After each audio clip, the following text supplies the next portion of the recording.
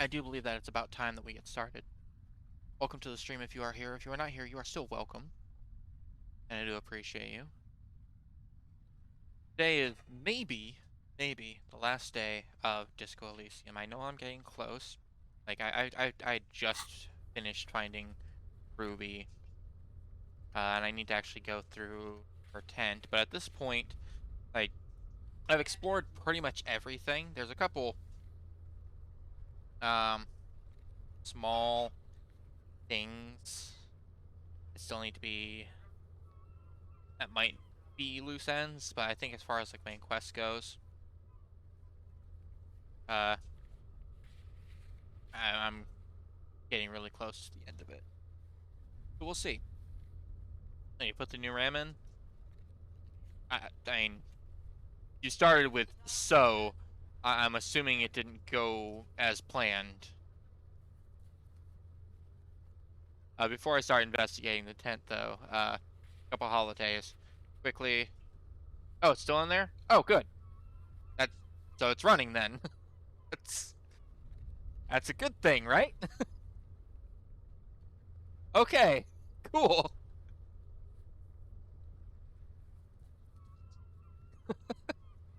You almost got me. You almost got me. It gave me a spookum. I'm glad that's working for you, though, man. Glad that allowed it to be recognized. Like I said, I'll still be more than happy to like mess around with your computer, stress test it, and everything. Uh, on the day that we talked about. Yeah. um, and if that's good, then I might be able to see if I can set up a proper profile for you. We'll see. Yeah, we'll see how it goes. Anyways, it's World Intellectual Property Day. Apparently, getting the normal holiday out of the way. Um, the World Intellectual Property Day was first put forward in like 1998, but I think it was celebrated originally in 1999. And while it wasn't celebrated all across the world in 1999, it was put forward as a world holiday that same year after it was first celebrated, and now it's just generally celebrated across the world, at least from my understanding. It's also Pretzel Day. The reason why it's Pretzel Day is, well, because people decided that today is just, one of those pretzel days, you know? It actually doesn't have any specific reason as to why it's associated with this day, but pretzels have been around for a long, long time.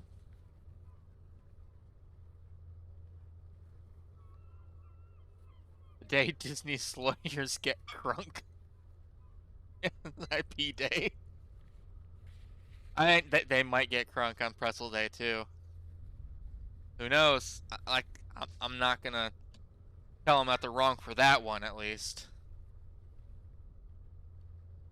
God, I really am the sorriest cop. Look at this shit. Ah, God. Alright, let's start exploring this cave. We have time, but we are on a time limit, and I want to finish this today, and I think that I'm getting close. So, cooking utensils. She has prepared herself porridge with bananas. It's a shame that she didn't get to stick around after I destroyed her nice little toy. Ah, nice. More health. Actually, kind of nice that it gave that health back to me that I lost. Dark water trails into the distance. There's no way out. That would explain why she, ran past us. The plain red tent stands by dispassionately. She's been here for a while. It was pitched by practiced hands. She's used to camping out. The tent looks old, but well maintained. In the darkness of the tent, a rolled up sleeping bag, cooking utensils, some books, and a kerosene lamp. Well, I've got a flashlight. Let's shine that flashlight on the books. Put them to use. Assorted soft covers, mostly pulp horror. A motor carriage lies buried in the snow on one cover. On another, a ghost airship. You also see a collection of radio enthusiast magazines. And she'd like to keep herself entertained. See anything? The lieutenant peeks in over your shoulder and sift through some of the Reagan magazine. Monthly, Journal of Materials Science. More Technological Digest. One of the magazines doesn't have images on the cover. It's not a magazine. It's a leather notebook. Well, I found a notebook. You pocket the worn brown leather journal. We should read this immediately, like right now. Oh yeah, Kim? You like The just plane reading wreck, random it was people's pitched journals? Fine. A thick journal. The cover is worn like someone used to carry it around in their back pocket. Alright, It's made of full grain leather. The lower left corner of the back cover sports an embossed brand name, Schneller. Ah, good old Schneller. Schneller is a stationery brand from Gottwald, beloved among architects and engineers. She's got good taste and must have taken whatever she recorded here seriously. Alright, let's see what you got. The journal falls open. About 2/3 of its ruled pages have been filled. Alright. Does it seem like it's actually hers? The large cursive of someone who writes quickly and confidently. I suppose so. Perhaps too confidently. Many phrases and even paragraphs have been crossed out, with tiny corrections scrawled above and in the margins. Okay. It's a mix of logistical notes, diagrams, and personal reflections, all dated. It's good she left in a hurry. We could learn a lot from this. I mean, yeah, that's actually... I literally have a log of everything that she did. What kind of logistics? Hard to tell exactly. It's mostly noted down in code. Looks like contact information, quantities, directions. Probably in regards to the drug trade or radio There frequencies. could be useful information about local operations in those notes. We have a junior sergeant at my station who's good with codes. I can give this to her after we finish this. Sounds good. What are the diagrams of? Esoteric radio technology. Of course it The is. most recent ones probably pertain to the latitude compressor, sketches, calculations of distance and density. You make out a familiar spiral shape. Anything personal? Short, wry observations of people and places. Probably a way to pass the time on the road. Which she Also, spends a lot what of time appears on. to be attempts to sort through some difficult decisions. There are a few passages with many questions in them. How far back do the entries go?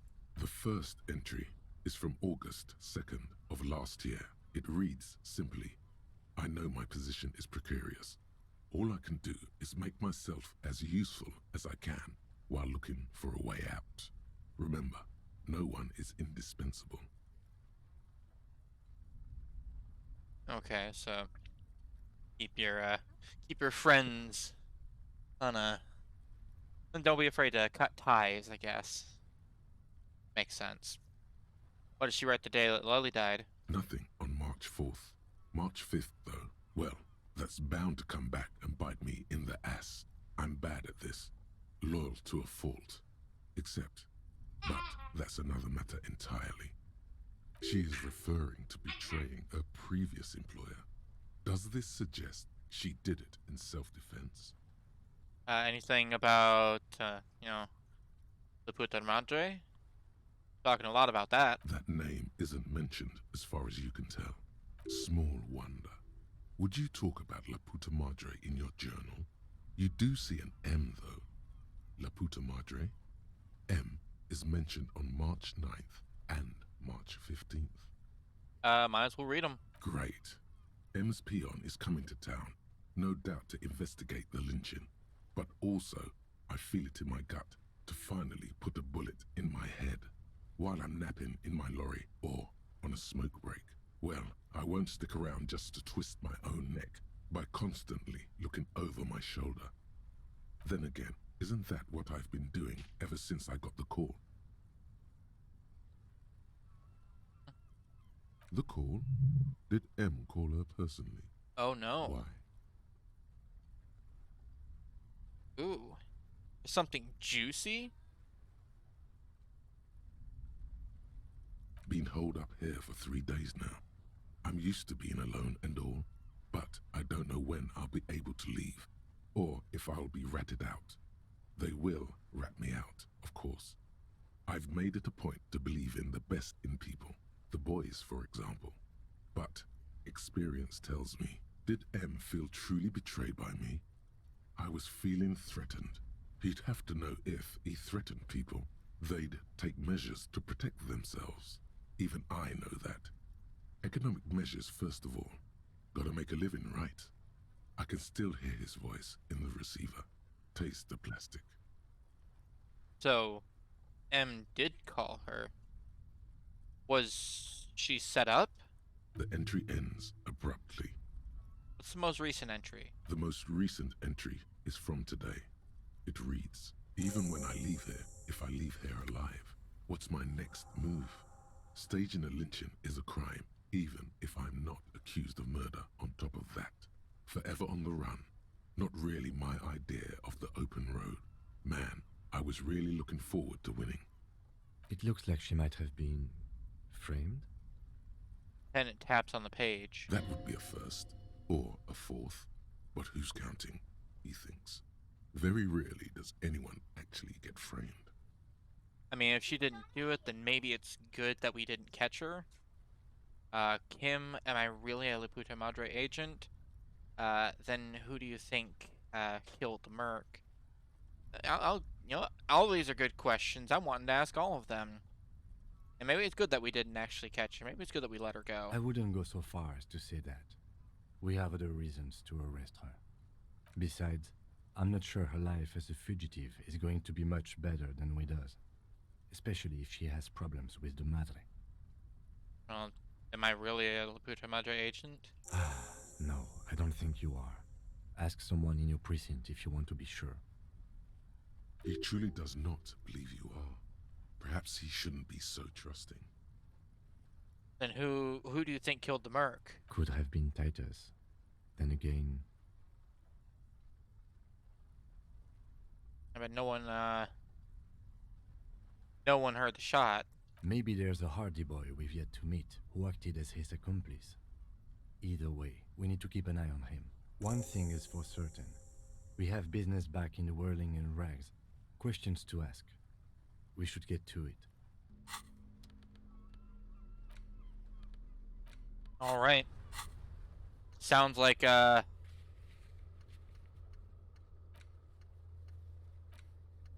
we're gonna be investigating it further at the Whirling in Rags. Someone there has something to answer to. I'm assuming that would be Titus that he's talking about.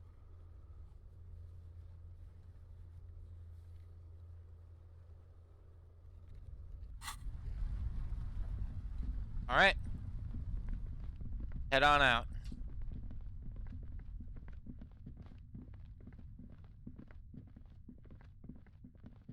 So, at this point, I do also need to check at Land's End real quick, because there was a spot where the shot could have been taken from that I didn't actually investigate like I was supposed to.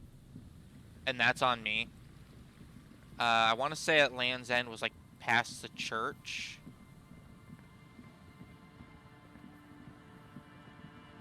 Let's see.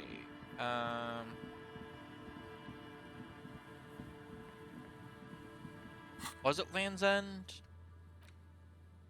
Yeah, Land's End. And I don't know what island is. I don't think I actually have access to it, so I'm assuming that that's kind of either something that will like open up later, or maybe expand it out a bit more, or I don't know. Oh, Is there something here that would indicate a sniper used this place as okay, a so nest this for is taking the spot. the shot? Just some urban detritus, a bottle, and a dilapidated old comms tower.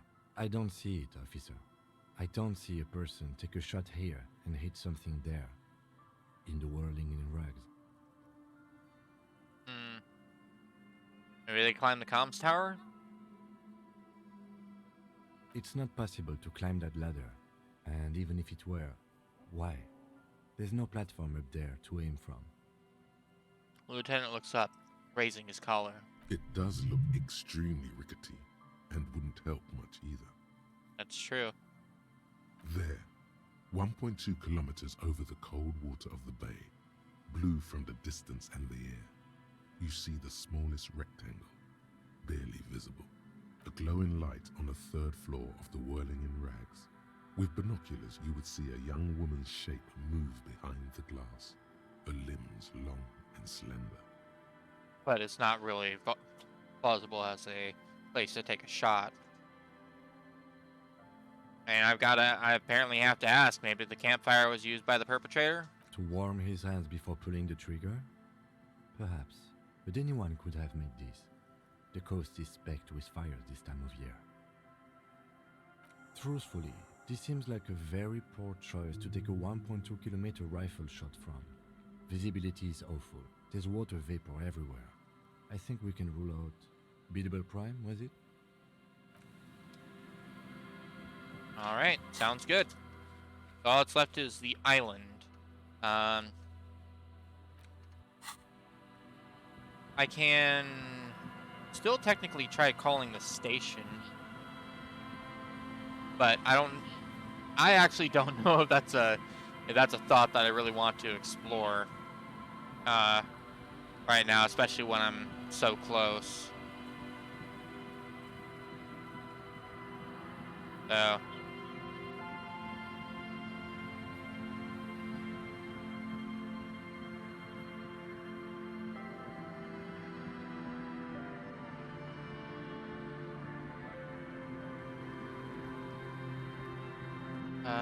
can I go around back this way? No, that leads to them. Fuck those guys. I need to go back to the whirling in rags then.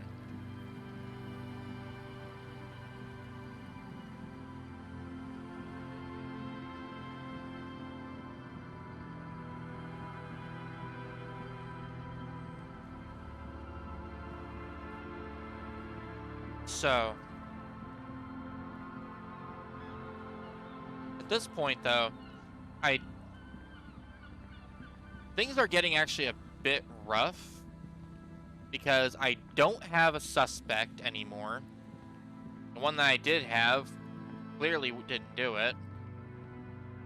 I don't have the shot point that I thought that I did because it couldn't have been from the roof, which means that the only other place that the shot could have taken place is whatever the fuck the island is, and I don't have access to that to investigate right now.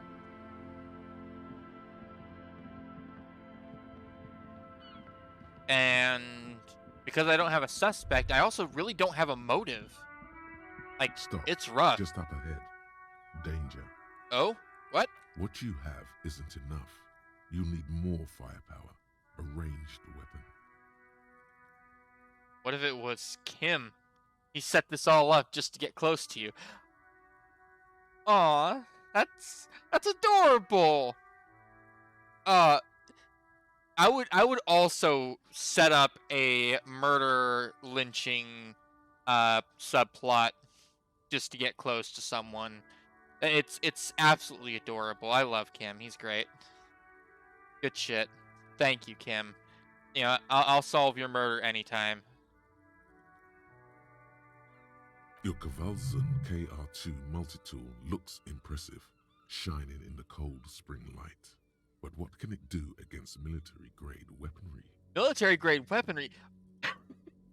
What? Oh, no.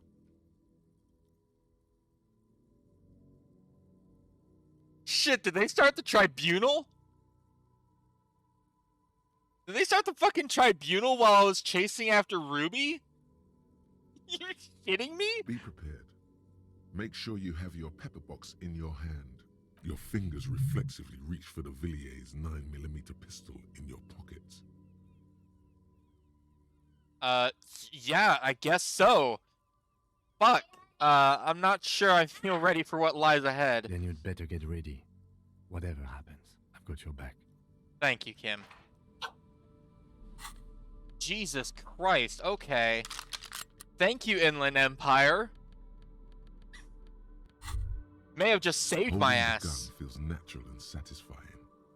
It's like an extension of your arm, the polished wooden handle almost fusing into your palm. I think my hand recognizes It it. reminds you of the day you first held it, with fear and respect, hoping you don't have to use it in vain. The sun was out in Jamrock. It was so long ago. Sheathe your sidearm, officer. A serious law official, cop by the book, should know to only unholster their service weapon when using it is unavoidable. I mean, my mind literally just told me that this shit's gonna be bad. I've got a lot of skill points. Fuck, I'm gonna put a couple in hand-eye coordination. Apparently, if I need my gun, I want to be ready. We'll do that.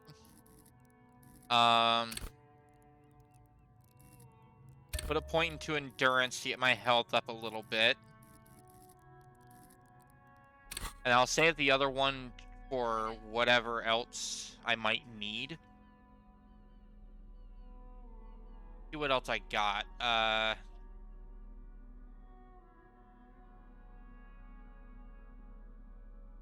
Need to take out these damn pants. Don't really have very many pants options, unfortunately. Got those. This one for electrochemistry and reaction speed. This one is... yeah, no. Honestly, those pants still might be the best option right now.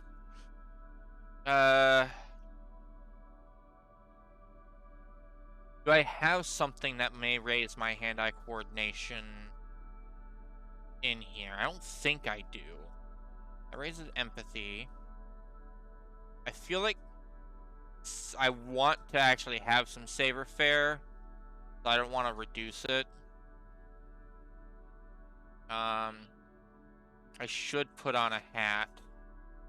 Logic minus suggestion, authority.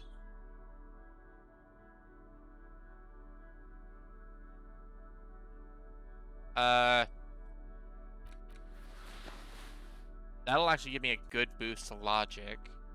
I'll go with that. I don't think that encyclopedia is going to help me here.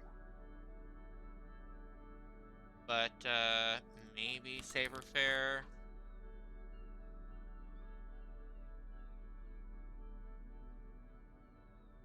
That, ooh. I really only have...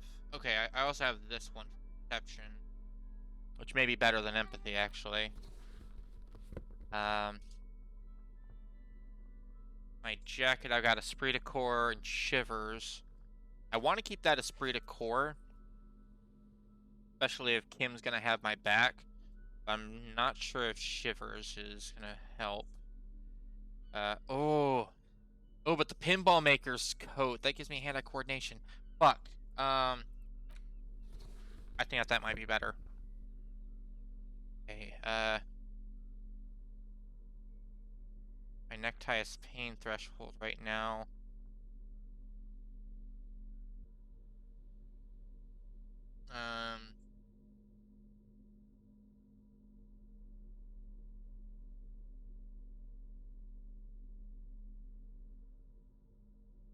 Okay. I'm like, I'm actually like really thinking this over. I don't know what the fuck is going on. I want to make sure I'm prepared for like anything right now, because it's literally warning me to pull out my fucking gun. That's a hell of a warning. Fuck it, I'll keep pain threshold just in case. It's covering something at least.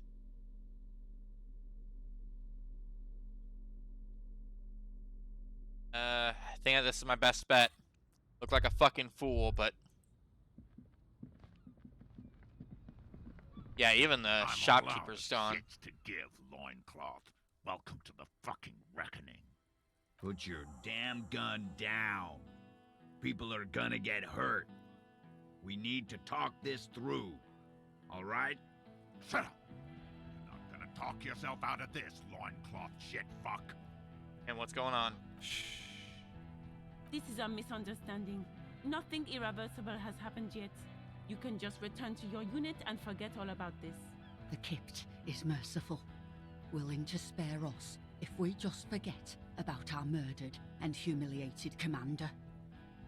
I think we should just kill everyone, Corty. You are all drunk. Come to your senses. You won't gun down 7 people in the middle of the street. This isn't a frontier town or a jungle outpost. You know, on second thought, maybe I shouldn't have walked in wearing 2 pieces of their commander's armor. Easy, Lizzie. Let me handle it. I know guys like this. I'm sure we can come to a peaceful agreement. Ain't that right, fellas? He is facing overwhelmingly superior firepower, and he knows it. Peaceful. It sounds like the armored figure is weeping. Oh, I didn't even see him there. I didn't even see that guy. Fuck, there's a third one. How did we miss something like this? This third one, he is the most dangerous of them all, heavily armed. We're out of time. The Mercenary Tribunal. Yep, I fucking knew it. What do you think we do, Kim? My plan is not to get killed, but we have to intervene. And of course, we know the big one. If this turns into a firefight, we should take him out first. A sound strategy. He's the leader. No, we have to get in between them. We have to intervene. Fuck. Alright. Stop, this is the police. Get lost, comedian. You cops had your chance. Now it's fucking time for some justice. He licks his lips, waving his gun at the crowd. Losing his balance for a moment, he staggers forward. Goddamn, they are drunk. Pig, fuck! Is the only word you can make out. Yeah,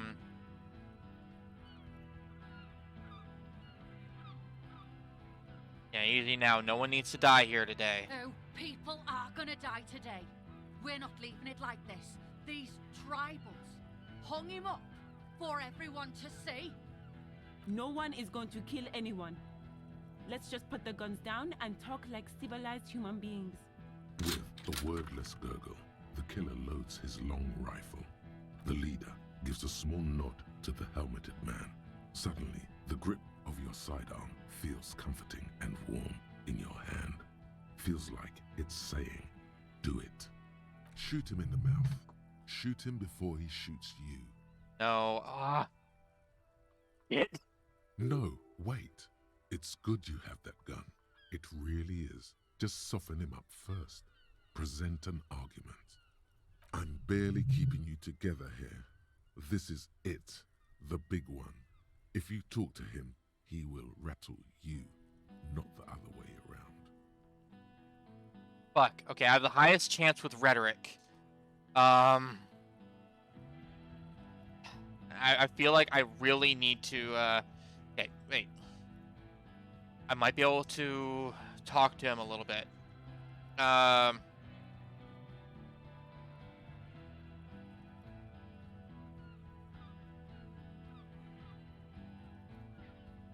okay. I'm gonna start. They didn't do it. Yeah? Who did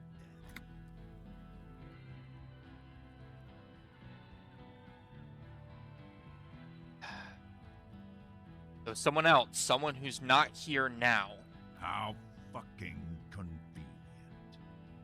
Gives you a drunken stare, then puts his hand on the gun. His fingers are twitching. That's a draw reflex. He's about to draw.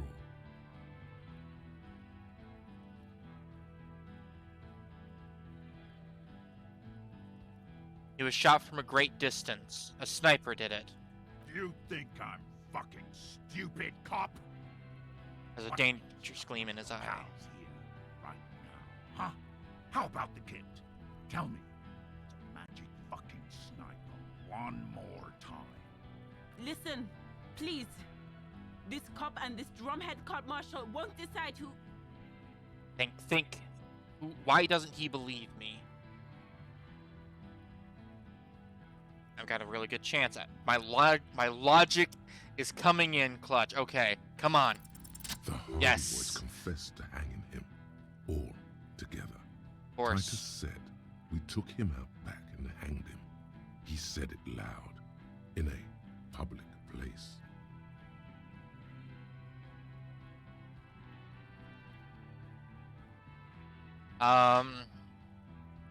Hardy Boys confessed to hanging him all together. Yeah, they did. Yeah, he was shot. He wasn't hanged. You're lying. DePaul heard it. A Kiel Model 40 revolver, 8 rounds in the barrel. The gun slowly sways in his hand from the inebriation. You heard wrong. She and these men have been helping us find the shooter.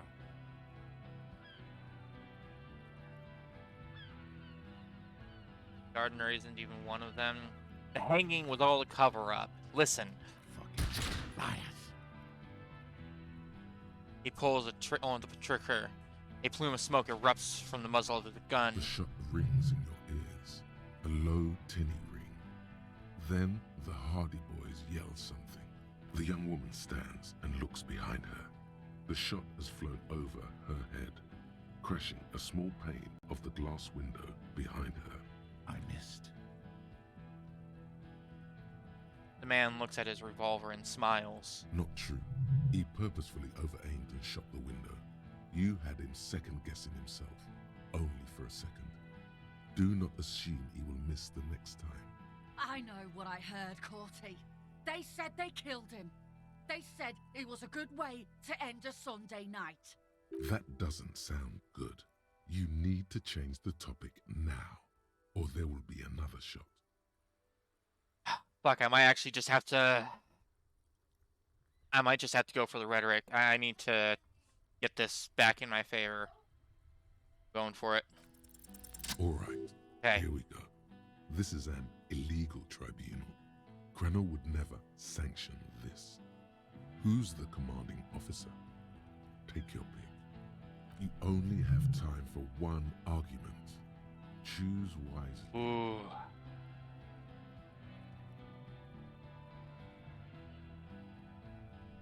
There's a question: who's in charge of a unit after the death of your colonel? Colonel does not give you the right to conduct a tribunal. Oh, fuck. I feel like I might be it might be wasted if I ask who's in charge. 'Cause it seems to me like this fucker that's talking so much is in charge. I feel like I can deduce that.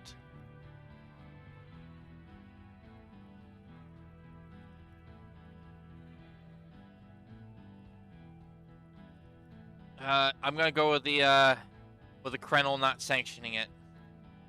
Pops, you have no idea about the rights Crenel extends to us.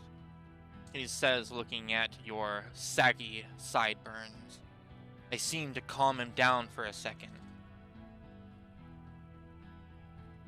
I don't care, it's not okay to kill civilians and local law enforcement officers, or okay, what rights are those then? I feel like if I get him to explain himself, I might be able to find a gap in his argument. If I fuck and kill you, hang you to that streetlight by your shit pipes, then that's called a necessary display of force. No one's going to give a shit about dead loincloths. That's reality. Okay, it's not much, but he's thinking about something else, and his hand is off the gun.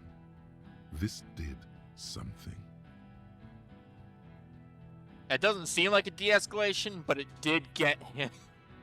Ooh. I'm gonna talk about the Wild Pines rep. I've talked to her. They definitely do not approve of this. And they were hired by the Wild Pines rep. Maybe I can get them talking about that. You think I care what that company cunt thinks? Fuck.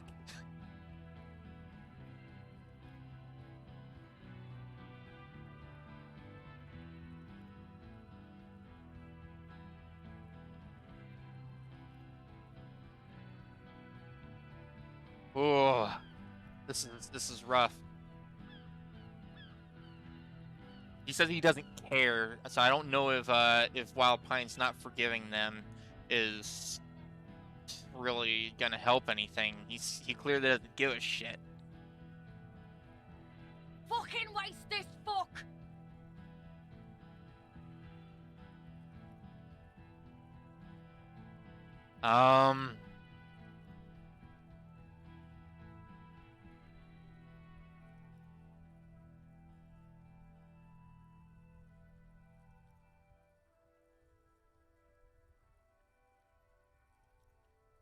I don't know if I want to bring Clash into this. Shit. Maybe get him talking about the third guy, get his mind off of it. Rude. Rude is the killer. Rude, the killer, Howen Cloven. He doesn't talk much. All of you cunts inside out.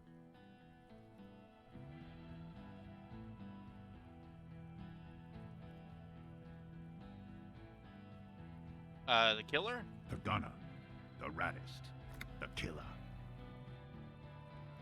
He points to the figure clad entirely in ceramic plate. What do you think he does? Tends to staples.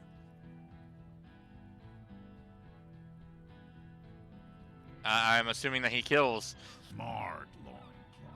He fucks natives up. Soldier of the apocalypse style.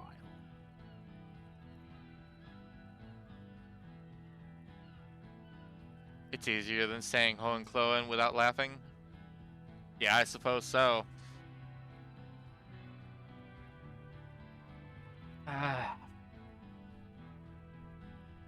And they're clearly drunk. They are clearly drunk. Try calling him out on it. I might have to back off, though. Yes. So what? Your judgment is impaired. You'll regret this. Nah. I'm clear as day. Fucking government-ordained super soldier. Drunk people love their inebriation being pointed out to them. Enough already! What is this? We didn't come here to fucking chat! Interrupt me again and I will execute you on the spot, Lance Corporal.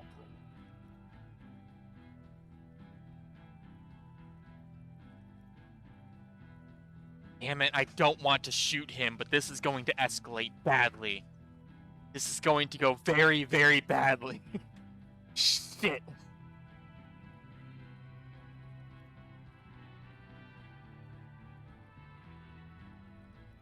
Ah, no. Fuck it. I could always hope that nothing bad happens, you're right. But... just...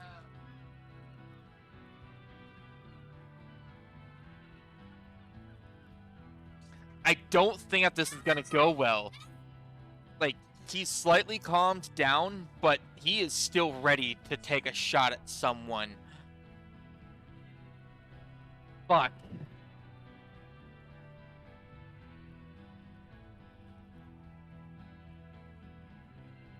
I guess I'll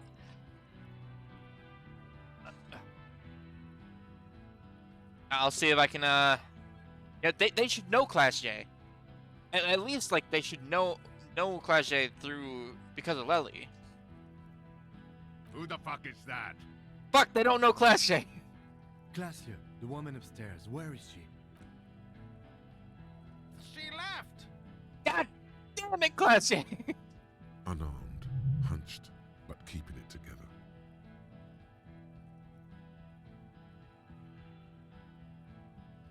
What do you mean she left? She left! Her room's cleaned out! right before these assholes showed up. We should have arrested her. Lieutenant whispers, his eyes still on the armed mercenary. Hey, Bushman! Your little cunt isn't gonna help you out of this one.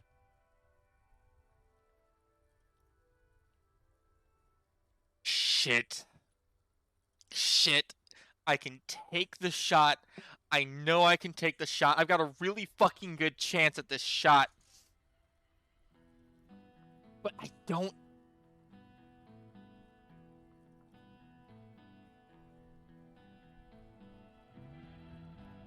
If I start this fight,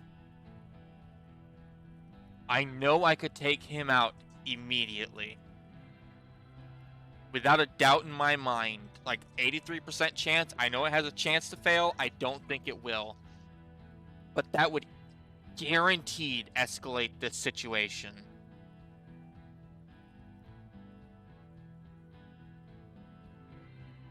And they have more firepower.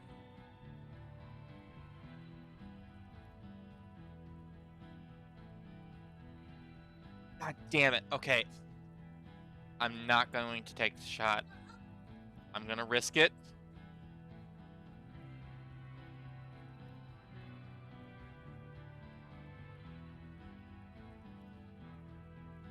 I'm not gonna take the shot. What's Fuck. the matter, loincloth? Got your mouth full of dick. Think I'm gonna spare you? My brother is dead. Shit, this is it. Tell him anything. Tell him you have more information. Gonna murder him. Kill me and never find out who killed your colonel. I've been withholding information. Okay. Go ahead, then. Kill me, then. I want to die.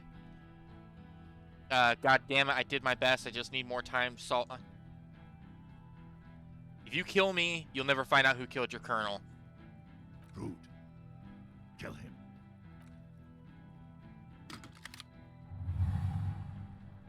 The porcelain man raises his rifle and takes aim at you. His hands are steady, Shit! and the long barrel of the rifle sways slowly. An Easter AR-FA-7, built for taking out light armored vehicles. It will devastate you. Where's Kim? From the corner of your eye, you see the lieutenant raise his pistol and aim it at Rude. He's trying to find a straight line of sight before the rifleman can take you out. It's not easy. He has 0.6 seconds to do so. He won't make it. You're on your own. You think? You stare down the barrel of the gun. You see Rude's mask behind it, his eyes in the slit of the helmet, like a camera lens, focusing on you. 0.4 seconds remain. There are 6 little black dots in the tip of the barrel, like a honeycomb. This is a knock cannon. It shoots 6 rounds in one pull of the trigger. Is there anything we could use to protect this frail body? That gun will tear us to pieces. A full suit of armor can't be too agile. You can shift direction faster than he can. Okay, so I'm faster. That's still not great, though. 58%. Shit, alright, that's all I got. That's all I got. A low shot Damn it. rings. You feel a tapping, like rain on your chest plate. Heavy drops of rain. Then the sound of dice rolling as the cuirass distributes the shot evenly from plate to plate. Oh shit! Because of the fucking chest plate. You got hit. The armor took most of it, but still your ribcage burns. Feels like blood is slowly seeping into your lungs. That's not good. God, please. Lieutenant says quietly, without trembling.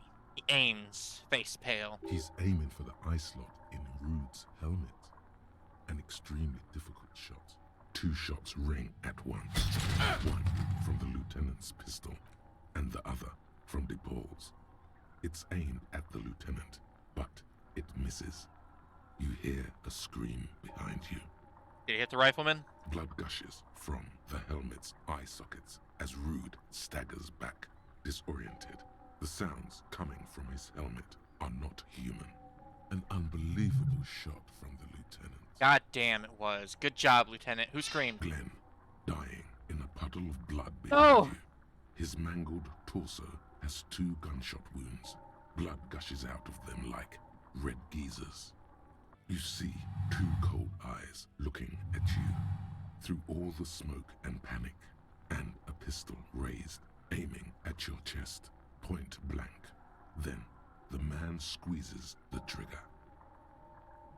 Don't look him in the eye. A look of happiness. His eyes seem unnaturally bright, shining like stars. Something in the fear must distort him somehow.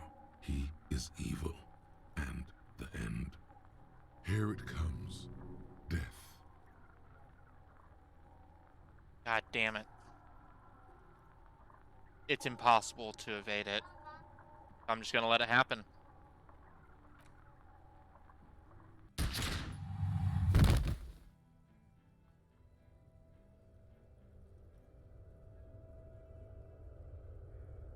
You simply blink, then something inside your pelvis explodes. Your entire lower body is on fire and your legs can't support you. You fall down like a rag doll. The pain is too immense to scream. It pushes the air out of your lungs. Everything goes dark, a distant blur as you recede into it. Now I need to hear what's going on. The Hardy Boys are yelling. Someone is running, jumping over you. In the background you hear gunfire shatter glass, and then a man in pain. A familiar sound. It's Titus with a splat like meat. You hear bullets rip into him. His voice, still giving orders, grows fainter. A gurgle. Fuck! What do I see when I open my eyes? You're bleeding out. Nothing. Darkness blurring the lights of pain. Darkness blurring lights of pain. Out of it, a silhouette emerges, crouching over you, a familiar voice filled with urgency and fear.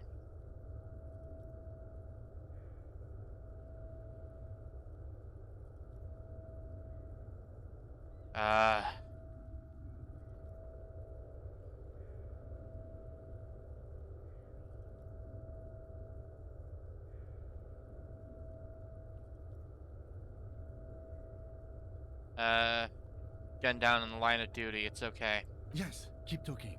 Stay awake. Look at me. But you can't. It's so hard.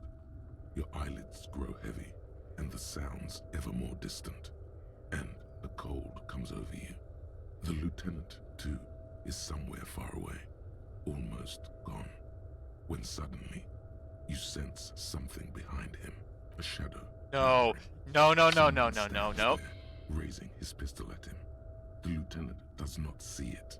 He's pushing down on your wound with both hands. Scream immediately. He's gonna die.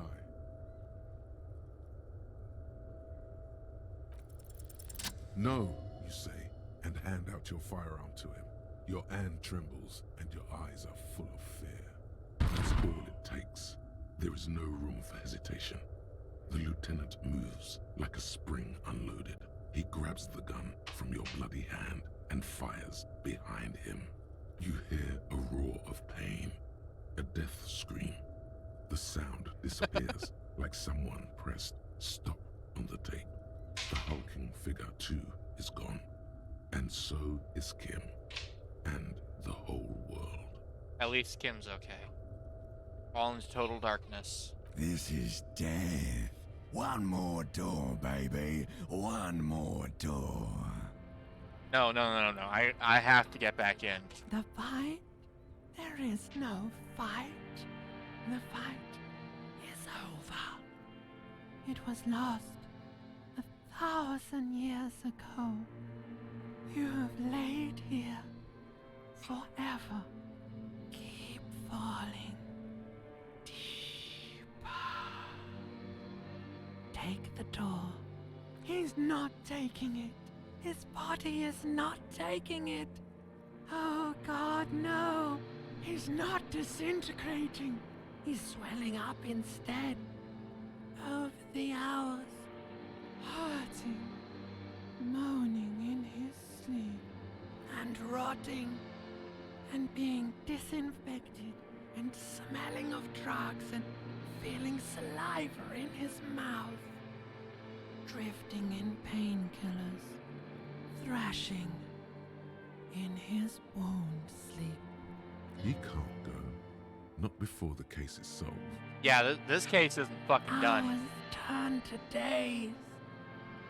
Soon we will get up again and go through it again. Finally, we know what the infernal engine was outside. The Clarion Core. The engine of a caprice Kanema. No, it was him. He is the infernal engine. Can't you see? He never stops. He only gets worse.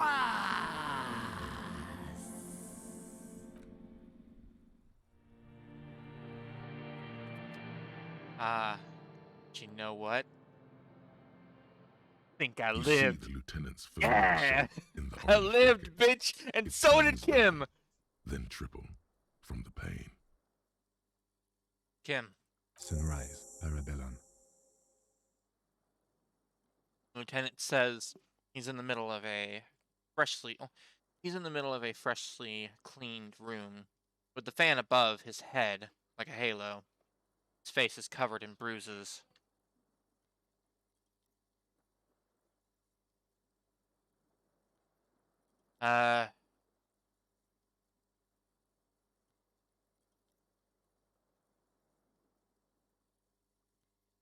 What did you say? Sunrise? Sunrise, Parabellum.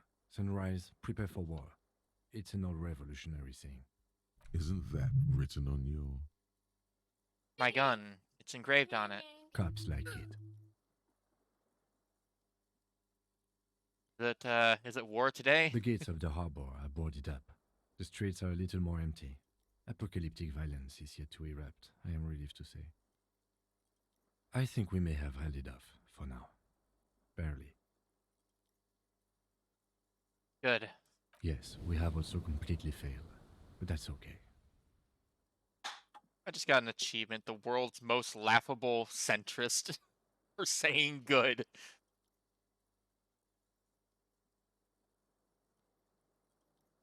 What happened? What happened? We tried to take the diplomatic route and hoped they wouldn't attack first. They did.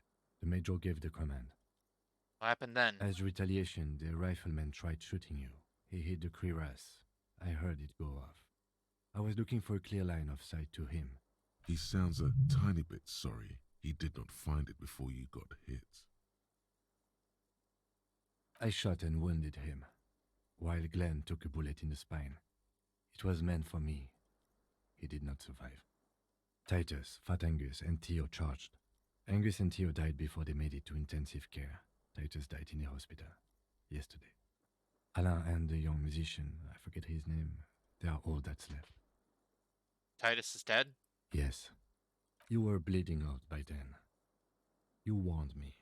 I was able to disarm Cortana before he got the jump on me. I was not able to kill him, as I should have. Crenel took him. A stray bullet killed the Pole, though. And that's what happened.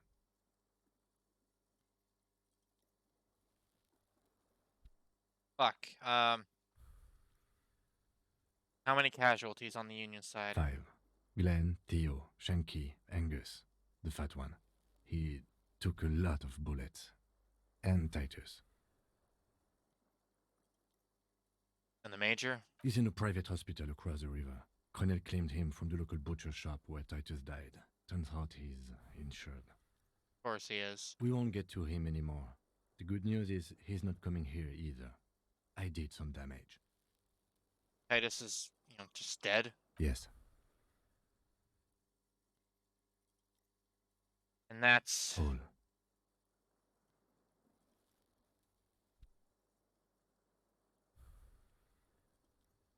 Fuck.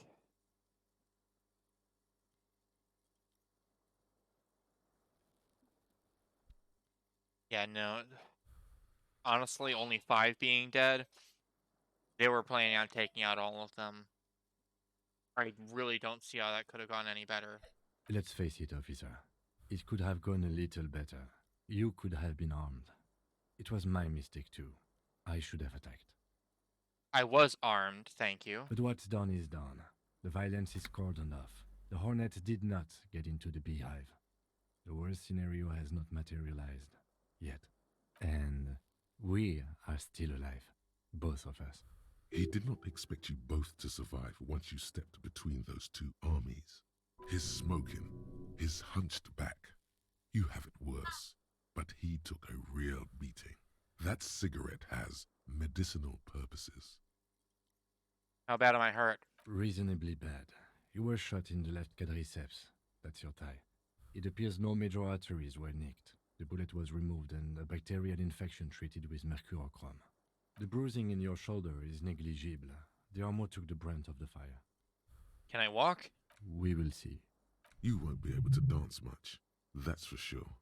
You should be able to live with limping around, though. That's fine. Are you hurt? Not very. I have a concussion from the major beating me with the butt of his gun. I try to not move too much. Things would be worse if you didn't warn me. Thank you. I did not see him coming. Stupid of me. Has anyone from my station been to see me? No. They don't care about me at all then. I called your station after the fight. The injury was logged in. They told me they've sent officers to join you on the site. You haven't seen any, have you?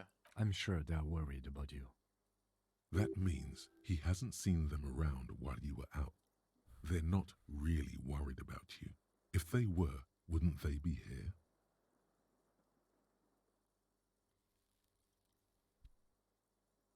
Yeah, better not agitate myself further. Sorry. He may have some idea, but he's not gonna get into it with you. Well, if not my station, then who treated me? I did. Thank you. No need. Alright, let's get up then. Let's see if we can walk. I will crawl my way to the end of this fucking case if I have to. Easy now. The lieutenant turns double again. Before your eyes. An orange hue of pain. Your balance is way off. You feel like you're about to fall over on that thing. How are you? Yeah, fantastic. Oh, my disco days are done. Your disco days should have been done quite a while back, officer. Well, what happens now? I honestly don't know.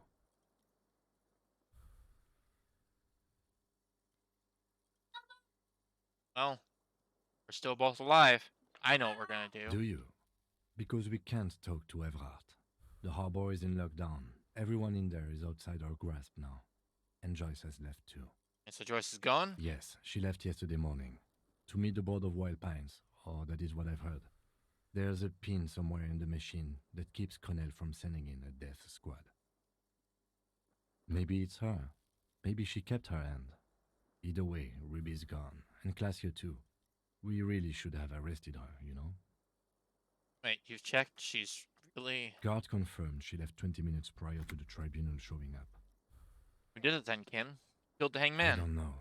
I think the theory you presented, it's someone else outside our circle of suspects, was right. It better be. Everyone within the circle is either dead or gone. Honestly, I think our investigation has not produced a single credible suspect.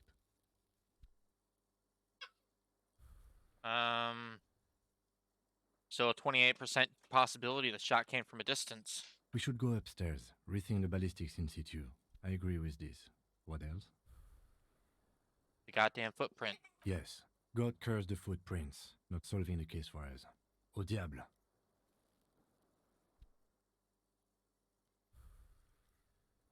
What about the hole in the wall? Someone was checking her out. I don't know. That's been there for years.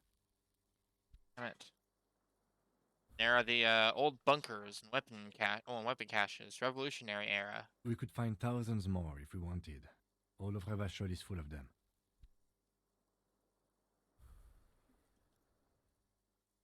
You know what I think about solving He crimes? arches his brow. The ceiling fan patiently spins overhead.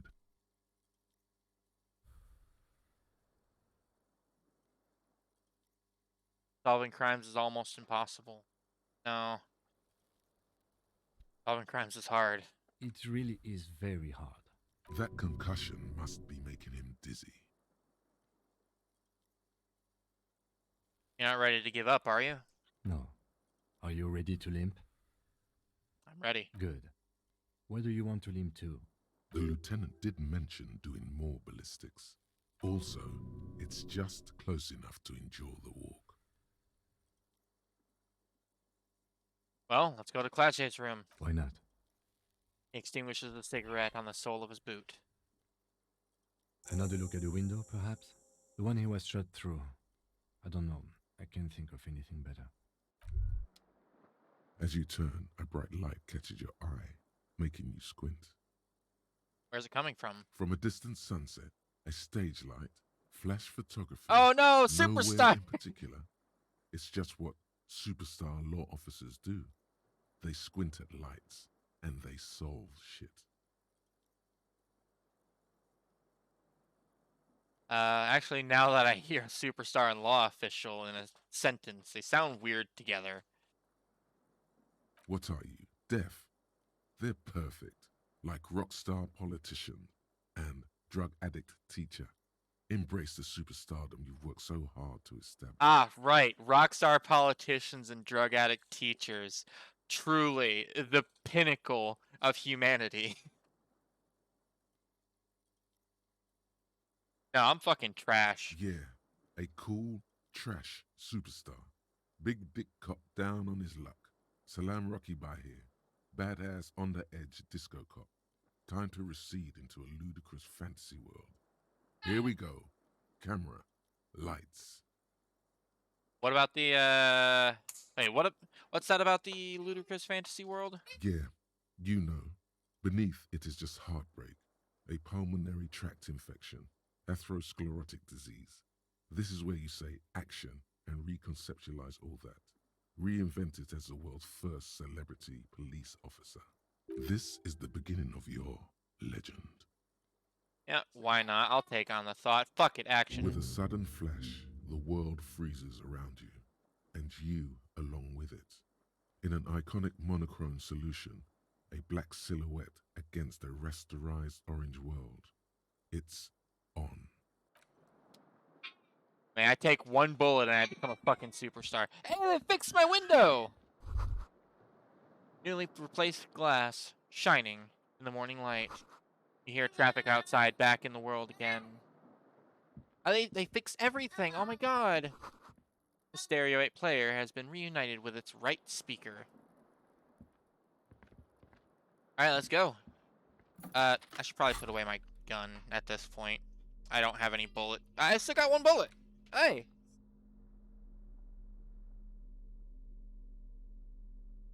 Put that on, though. Alright. Ouch, that leg hurts. Maybe if you didn't... Well, don't run, it'll be okay? Alright, yeah, fine. I guess I'll limp everywhere. Like she left something on the table.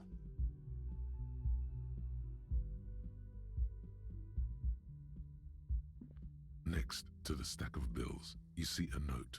A few lines jotted down in large, uneven handwriting, just as the writer was about to rush out the door.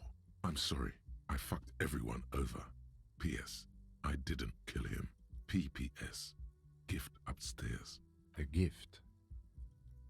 The lieutenant turns to the staircase suspiciously, looking for any sign of another presence in the shadows above. Oh, seems she left in a hurry. It's hardly surprising. What could this gift be? I am not drawing my gun. Yet. But I don't like gifts. He says he's not, but his hand moves instinctively toward his holster as he studies the note.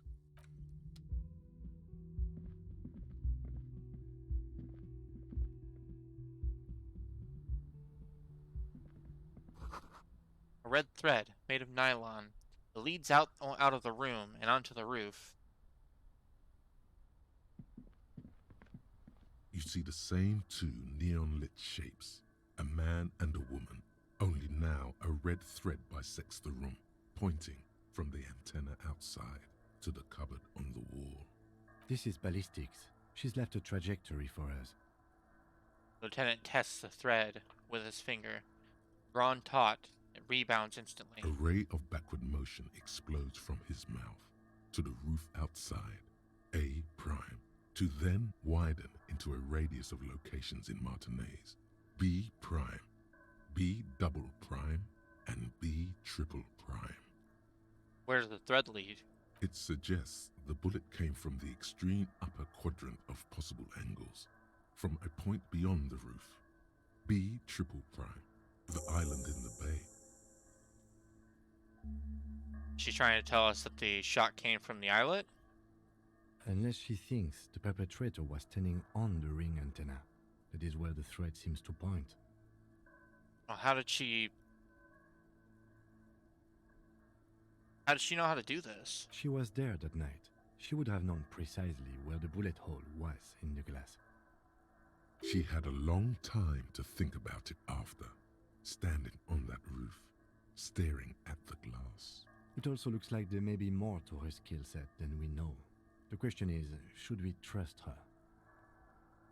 No, this is her way of saying she's sorry. I find that hard to believe. But at this point, what difference does it make? This is also the only point of origin we haven't ruled out yet. So it is. For a second he seems tired.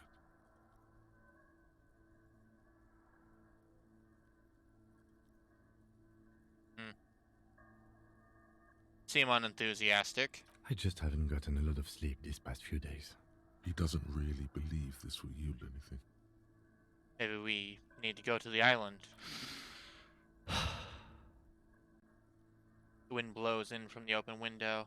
Lieutenant sighs, looking into the cold distance across the water. The lead is flimsy. You might as well go around Martinez, looking under every rock and talking to every person. But what else is there? I'm going to the island. Are you in? Of course, of course. I'm in. Takes a second to gather himself and says, How do we get there? Joyce Messier had a sloop, but she's gone. Lily and the net picker is tarring her boat. Ah, yes, of course. The village. Let's go. Alright. Go to this fucking island. The one place that I wasn't able to check yet.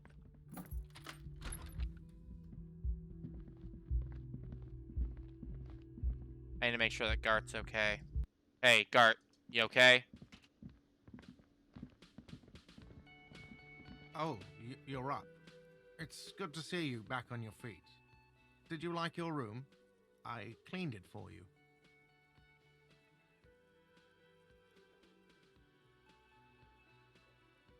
I did, thank you. Big improvement. You're welcome. I thought it would be nice for you to wake up in a clean place after you, let's be fair, defended this establishment and its clientele from gunfire. Defended may be putting it a bit generously, though. I had a great view of you doing nothing to stop those psychopaths. Then I crawled inside. Bullets started flying. Anyway, I wish you a quick recovery. Also, you and your partner are staying here free now. This establishment supports cops. The stay is free, the drinks are not. It just felt I needed to specify that. Where did everyone go? Oh, you know, people don't tend to stick around after shootouts. Turns out they're not good for business.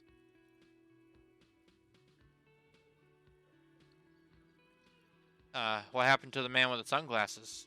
I don't remember everyone who comes here, and many people wear sunglasses inside lately. Must be a fad. Like, I'm wearing sunglasses right now, so I suppose you're right. But I have to mention, when it happened, you were right there on the balcony. Yeah, I was. Yeah. That's because I'm a bad ass. If you say it as two different words like that, it sounds like there's something wrong with your ass. Yeah, I guess you are a badass. Yeah, I don't know. Clients were panicking. And also, I guess I sort of found out that I don't give a shit if I die. Damn, Gart. I give a shit if you die. But thank you. No problem. They'll come back. They always do. Another thing. Yes?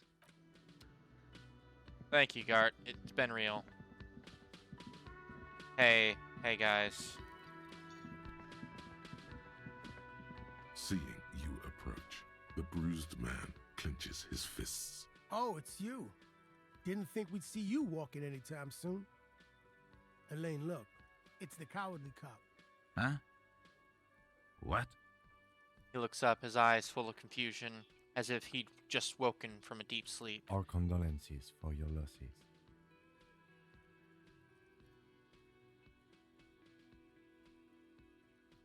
Is he okay? Does he look like he's okay? He does not. His unshaven face is almost grey, and he reeks of piss, sweat, and booze. How badly was he hurt? He wasn't. That's the thing. Titus, Theo, Dennis, Angie, they're all gone. But he got away without a scratch. There's nothing left. Nothing. This is a broken man. He probably feels that he should have been able to protect the others somehow. And now he feels guilty for not dying with them. Or instead of them. What are you suggesting, Kim? I'm not suggesting much. All I'm saying is, he lost everything. It is tough, but you need to get off your ass and finish this. This is terrible. I don't think I could go on living after this. Or you'll get over it.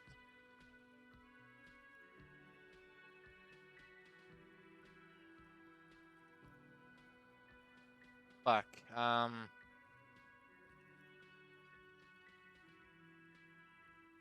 No, they lost, like, everything, man. My condolences. Yeah, man. This is fucked. The eyes, looking back to you from the narrow face, momentarily light up, and his lips move without sound. He said, "Thank you." That shit ain't helping anyone, asshole. The fuck you want with us anyway? You know what? I'm not gonna push Titus's death. Take care, Yeah, guys. you too. It's a rough world out there. It's not easy being a cop. We were too hard on you. Both of you. We shouldn't have fucked with you like we did. You got between us and a lot of bullets in that fight. Matinees owes you one. That's kind of you to say. Take care of your friend, okay? I will. You take care of yours. A sharp pain shoots up your side and into your stomach. You must not look too good. Luckily, it passes.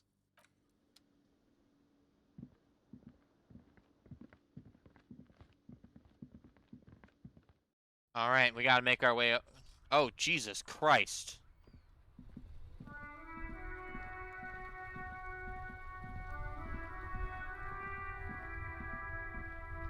The graffito has been painted over the traces of the fight that took place here. It smells of blood and heavy fuel oil. This was Cindy the Skull. Looks like Cindy the Skull finally found the words for her masterpiece. The lieutenant crouches, touching the fuel oil with his finger. Looks like it, yes. This is still fresh. It wasn't here yesterday. Heavy fuel oil. And blood. Some of it is even yours. Heavy fuel oil. Isn't that flammable? Are you trying to imply, Fingers? You could buy some smokes, light up a ciggy and throw it in there. You know, just to see what happens. See if it's flammable. It's better that way. Safer. I don't know if that's such a good idea. Hey, what happened to your friend, man? Officer, care to play a game with the lonely old man? Actually, never mind. Wouldn't be the same. Where's Renee? The prick is gone. I can barely believe it. But he's really gone. He died? He is trying to retain his jolly facade. but the underlying sadness casts a deep shadow over his wrinkled face. Gone where? Hell, most likely. He was an absolute cunt. Was he killed during the mercenary tribunal? Oh, he would have liked that. Violent lives ending violently. That's how he wanted to go. Sadly, it was not the case. How did he die, exactly? His hungry little heart finally gave out. The dock workers found him in the guard booth this morning. Wasn't even supposed to be working for another week, but he just had to prove how tough he is. Wait, did he push himself to prove he can pull his weight and doesn't need handouts? Guess he was about to head home, 'cause when the dock workers found him, he was wearing civilian clothes and not the Kuketu uniform I saw him in all the time. Sometimes I thought he was wearing it just to piss me off. Now the joke's on him, 'cause he's gonna be buried without it. Do you think our conversation about his job pushed him to go out there? No. René was the most stubborn man in Revachol. Nothing you or I could say would ever push him to do anything. The man was completely immovable. I offer my sincere condolences. Yes, we are both very sorry for your loss. It is what it is, part of life really. But to know someone for 79 years, then one day they're just gone. I just don't know anymore. About anything really. But you must need something.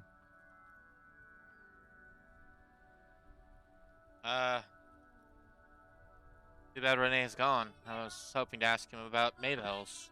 René wasn't really what you'd call a botanist, officer. And believe me, he didn't like Insulindian lilies. Insulindian lilies?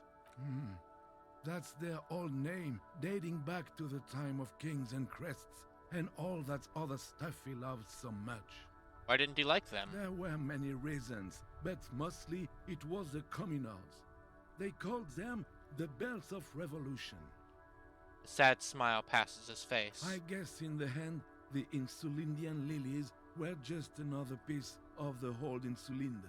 The royalists had to surrender to the Mazovian insurgents.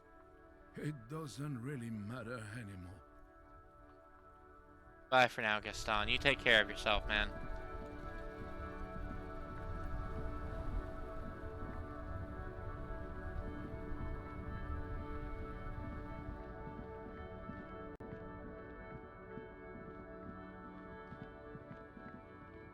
Go get on that boat.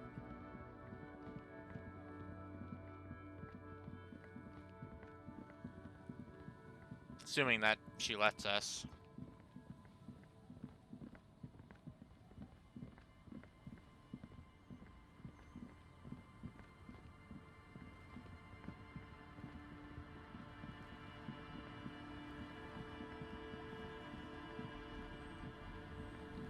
Officer, what happened?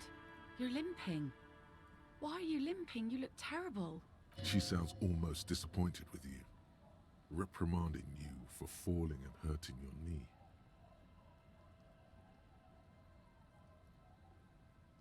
Got shot in the foot. Pretty bad. I understand, man. You get some rest. I'll tell you what happens on the island. Sure. Sure. Have plenty of time to talk about it tomorrow. I got shot in the foot. It was pretty badass. Would have liked it. Is this from the shooting in town? We heard gunshots. Not that we don't hear gunshots all the time, but they were closer than usual. There was an exchange of fire on Rue de Saint-Guylaine. It's nothing to be worried about, madame. I have a question for you, actually. Of course. Can I help you with something?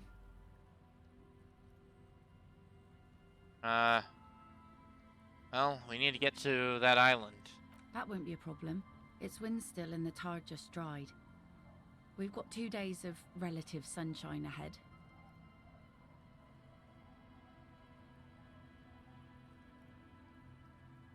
Can we borrow your boat, maybe? If you promise to bring it back. And no scraping the hull. I just got it nice and yellow. And no drinking on the boat. And no joyriding either. Of course, ma'am. It's only for a day or two. Official police business. Aye.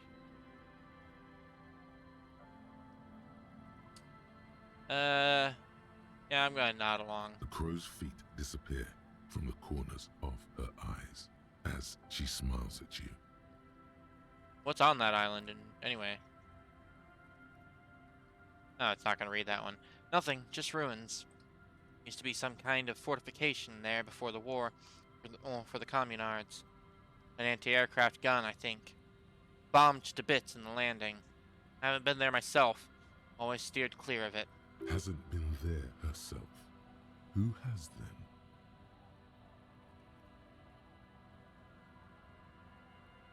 Who has been there then? My husband used to drink there. Him and his drinking buddies. Always seemed like a bad place to drink to me. People died there during the landing, you know. My mother told me. This must be one of the many fortifications that was used in the dying days of the revolution against coalition forces before they took this city. The kids sometimes go there too. I know they do, on rafts. I tell them not to, but they bring back old bullet casings and such. Which kids? The twins. God forbid they bring the girl along on some rickety barge. Can we maybe ask your twins about that place before we go? Would that be alright? Be my guest. They've a strange way of talking. See if you can get anything useful out of them. I seldom do. Is there anything I should know about getting there? Well, most of it's sunken. Underwater. That means concrete underwater. Cut your boat if you're not careful. Be sure to enter from the south side. Water's deep there. Aye, aye, Captain. Yep, sounds good to me. Thank you. We'll use your skiff to get Please there then. be conservative with the fuel, will you? Just filled her up, but it's a small tank. Thank you. I guess I'll talk to the twins real quick before I go. Hey, kids. The scruffy-haired little boy kicks a stone while the other watches him do it. Okay, kids, you've been to that island, right? On that island? The one who's busy kicking a stone points to the bay. Yes, that one. I need to know what's there. That's, nothing. It's just a seafort and some plants. You can take a raft there. It's great. And we make a fire. We make a fire. Mm-hmm. Gather the sticks for the fire. And bullets. Oh, not real bullets. Empty bullets. Bullet shells. There are a lot of them left over from the war. But this could be important. Wait, you mean shells? I don't know what those are. What then? They're lights. The fire guy comes and asks us to put the fire out. Your nerve endings sting from the mention of a guy. They must mean a human being on that island, but it's cut off. Wait, someone lives on that island? No. Yes. Let's go with yes. Why is he the fire guy? Because he asks to put the fire out. Fair enough. I mean, I can't argue with that. Why does he ask you to put the fire out? I don't know. He doesn't like it. He don't like people to be there. You shouldn't go. Yes. The other one adds laconically, standing with his hands glued to his sides like a little tin soldier. Because he doesn't want to be found. Smoke traces.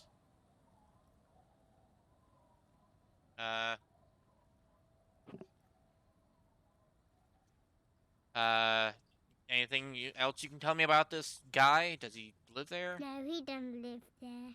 I don't think. No, he lives there. Been there twice, 2 times. He doesn't live there. He isn't there sometimes. Anything else? What does this guy look like? How come? We ran. He just yelled we shouldn't be there. Father used to go to that island too, didn't he? Our father killed himself. Don't say that, he didn't. Father did not kill himself. I don't know. Doesn't even have anything to do with this, you. Father isn't a fire guy. The two things are unconnected. Your question didn't make sense. Yeah, sure it didn't. Mention something about lights? I don't know. Did you mean there are electrical lights? Yes. Is that all you know? Is there anything more you can tell me about the island? There's Boy says, rubbing his eyes. Clear that he has no intention of finishing the sentence. Lights, fire guy. We should check up on that island. Bye, kids. Thank you for telling me about the guy.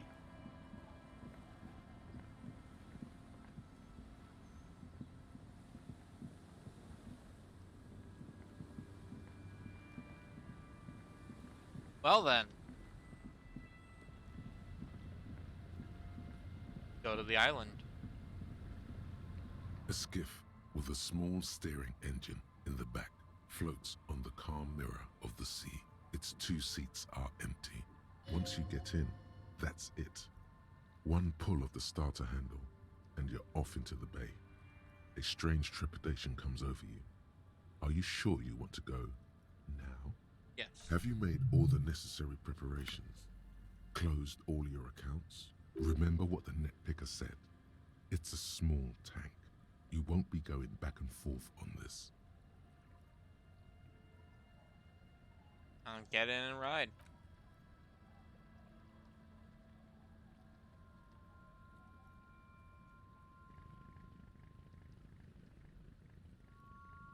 Man, why do I gotta be standing like that?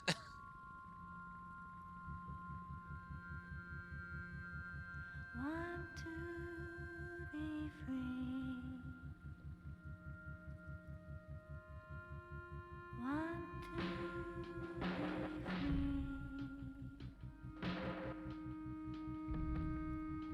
It will last forever.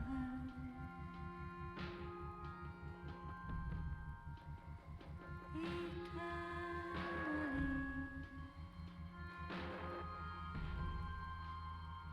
Want to be free.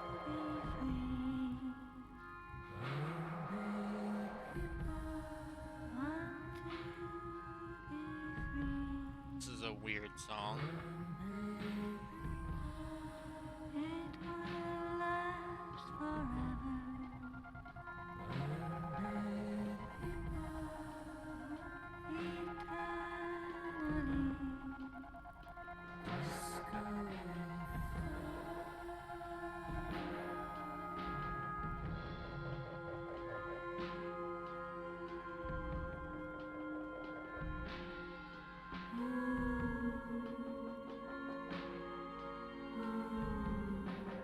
Want to be free.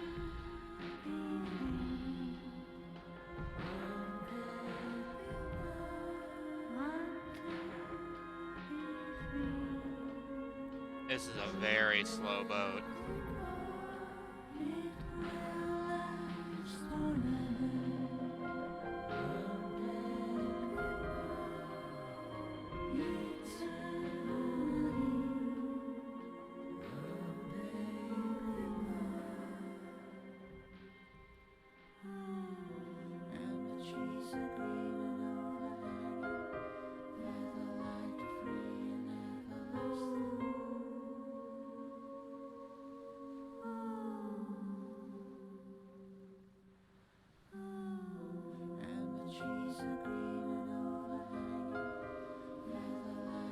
Ah, there we are.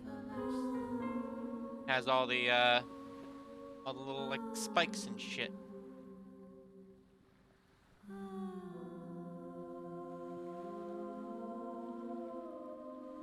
Want to be free.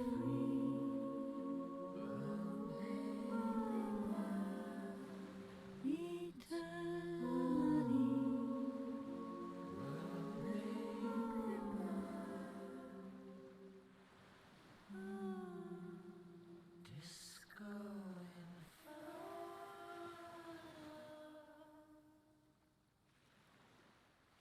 The All boat right. comes to a slow stop. The lieutenant turns the engine off. Then there's silence. Let's go. All right. Let's investigate.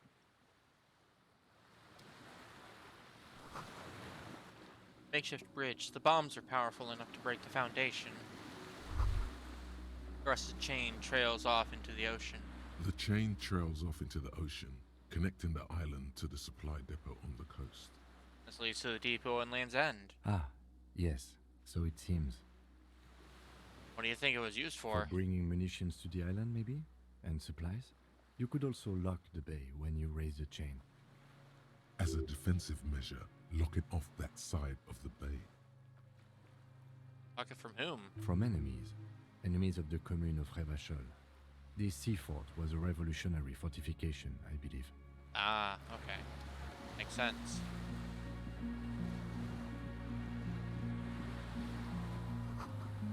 These tires are falling apart.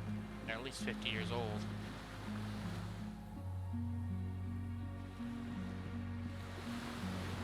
See if we can find this fire guy.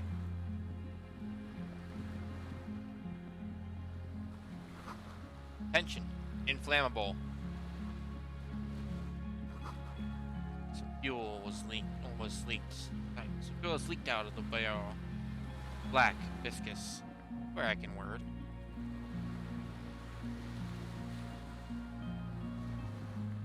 Commune barrels.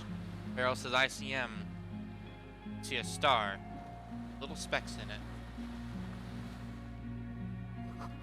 No way to get up there. Stairs are gone.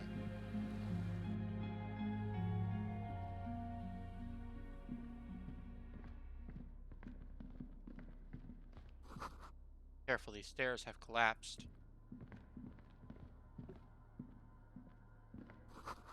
Books, mostly fantastique and historical fiction. Dishes stained with sauce and fire. Driver's kitchen.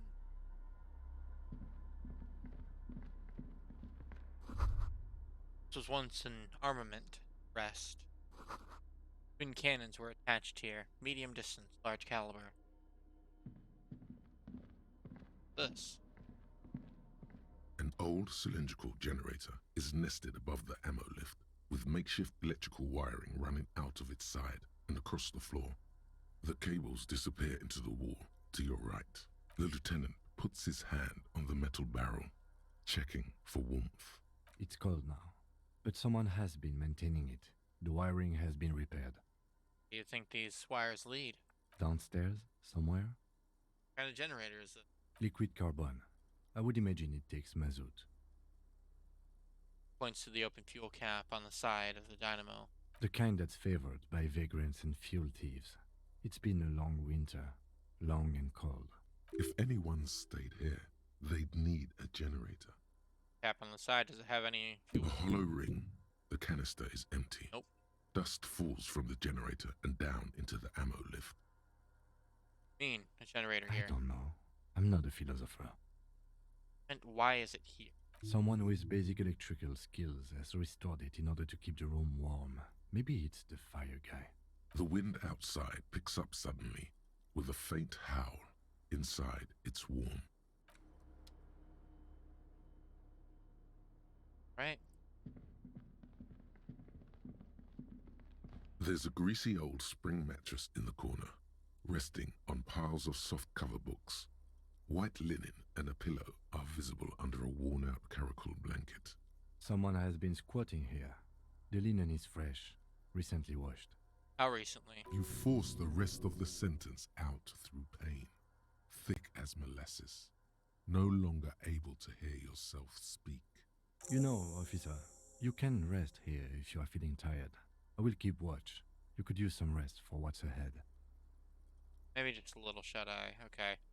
You face the concrete wall. There's less light there, in the dark corner. Like a dog, you lie there. You didn't realize how tired you were. Your body is still nowhere near healed. Curl up with your knees close to your chest. The blanket feels cold. The entire room does. Concrete and cold, Minutes pass. Half an hour maybe. The sounds of the sea beyond grow distant. Your eyelids close until you feel yourself standing up in the darkness, right next to the mattress. Slowly, the world begins to hatch from the blackness. It's evening. Sleep.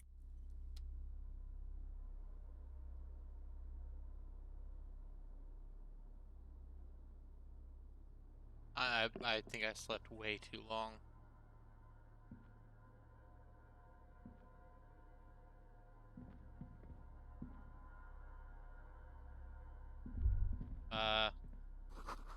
Tenant is no longer here. Go outside to the beach.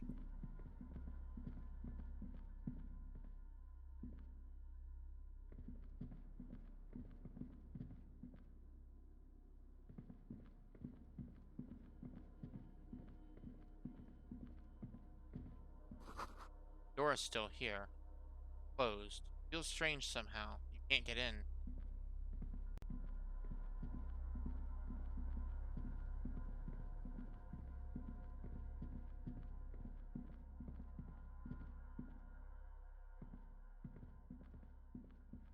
Can't really get out either.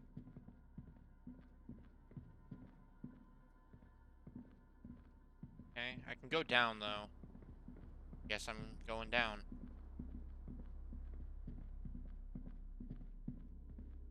Okay, I can go through here.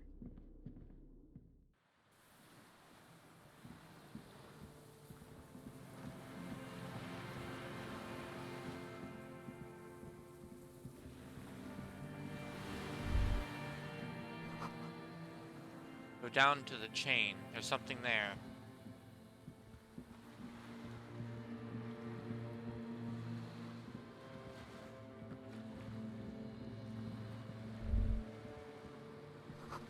Walk into the water now. Wait, why am I walking on water? See your footprints on the water. Further.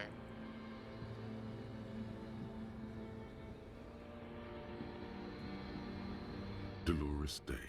The innocence of humanism, internationalism, and the welfare state turns around to face you. She has an airship airbag in her hand. She seems to be in a hurry. Off to advise the Queen of Shest, most likely. This is the Holy Suzerain of Mwindi and Insulinda. Definitely not your wife. You need to talk to her. Think of the historical knowledge you could glean. I don't know, man. What is the Holy Suzerain doing here? Something seems off.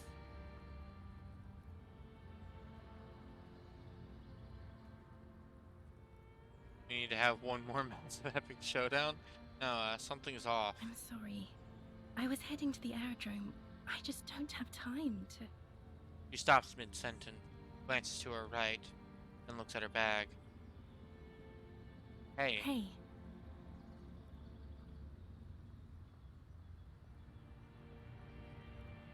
How are you doing? I'm doing really good, actually. Both professionally and romantically. I've come to a fulfilling and peaceful period in my life. Well, how are you doing, Harry?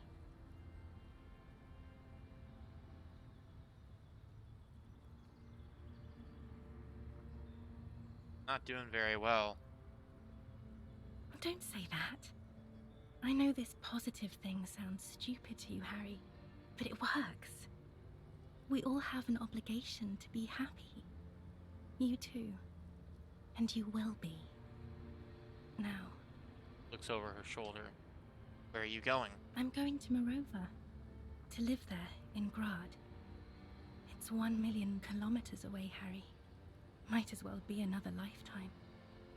The bag? Just my scepter, my globe crucigere, a spare silk gown, a toothbrush, travel documents, the crown of immortality. Aren't you already wearing one? Oh, this. She corrects the wreath on her forehead. This is just a wreath. The crown of immortality is made of rarefied light, mana and raw palladium. It was passed on to me by the rulers of late antiquity. Sounds really expensive. She looks at the suitcase, not knowing what more to say. Then, over her shoulder. Anyway, Go. Go. Is what you want to say, but you don't. Hammers clang in the distance. Children laugh. God damn it. Everything was fine already. The light from the video rental casts shadows on the ground. She turns her face, and it's illuminated by it. Red and cyan. I can't help you. I'm totally useless. Everything I've said is lies. I want the exact same bad things you want. To stand here like a pillar of salt, saying, is what you want to say. But I want to go. Where? There's water all around. She turns her face, and it's illuminated by the sign of the video rental. Red and cyan. I can't help you. Fine. Can I stay a moment? No, Harry. No. I don't want a massive, epic showdown. I want to go to the aerodrome. I have tickets for the 10:20 flight to Morova. Really, we don't have anything to talk about anymore. Every combination of words has been played out. The atoms don't form us anymore. Us, our love, our unborn daughters, it's all gone. I have to go to the aerodrome. I have to leave Revachol and you. And you have to be alone. In hell. Forever. That's just the way it is. Oh God, whatever you do, don't try to kiss her yet. Not after that. You're still reeling. You'll fall over if you try now. That's not a very good thing. Very good way for things to be. It's not. But But what? Tell me there's something good. I don't know why I said but. There is no but.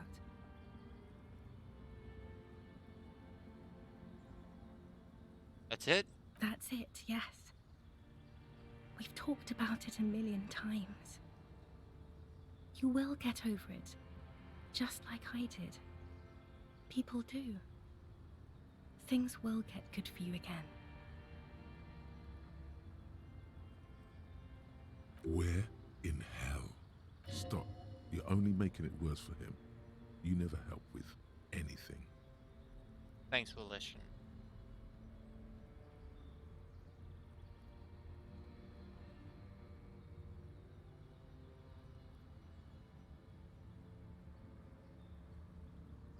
Maybe. I think I've reached the end of the investigation. See? It just takes some time. For you, I think it'll take something like 20 years, maybe. It was hard for me, too. I used to think I couldn't live without you. She looks you straight in the eye. Her irises are light blue, flecked with green. But I can.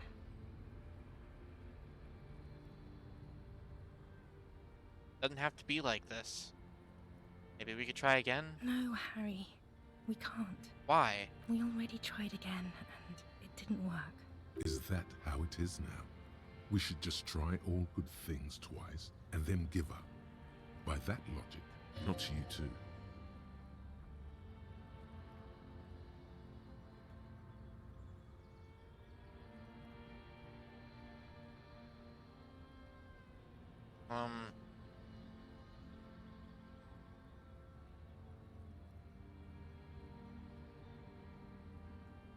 What went wrong when we tried again? I can do it better. I don't know. Please.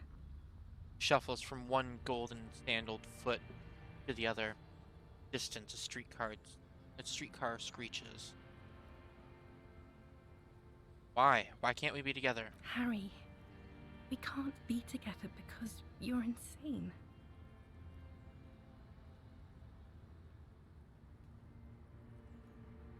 Insane how? They're turning moist now. Her eyes. She slowly shakes her head and tries to get hold of herself, brushing her hands in her gown. Now, what do you mean by insane? You know what I mean.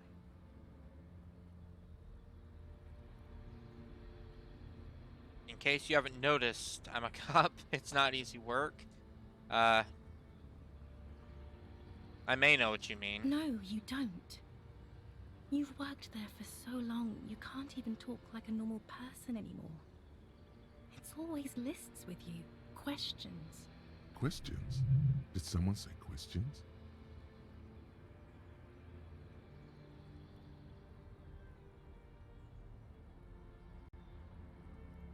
I don't have lists. This is another list, isn't it?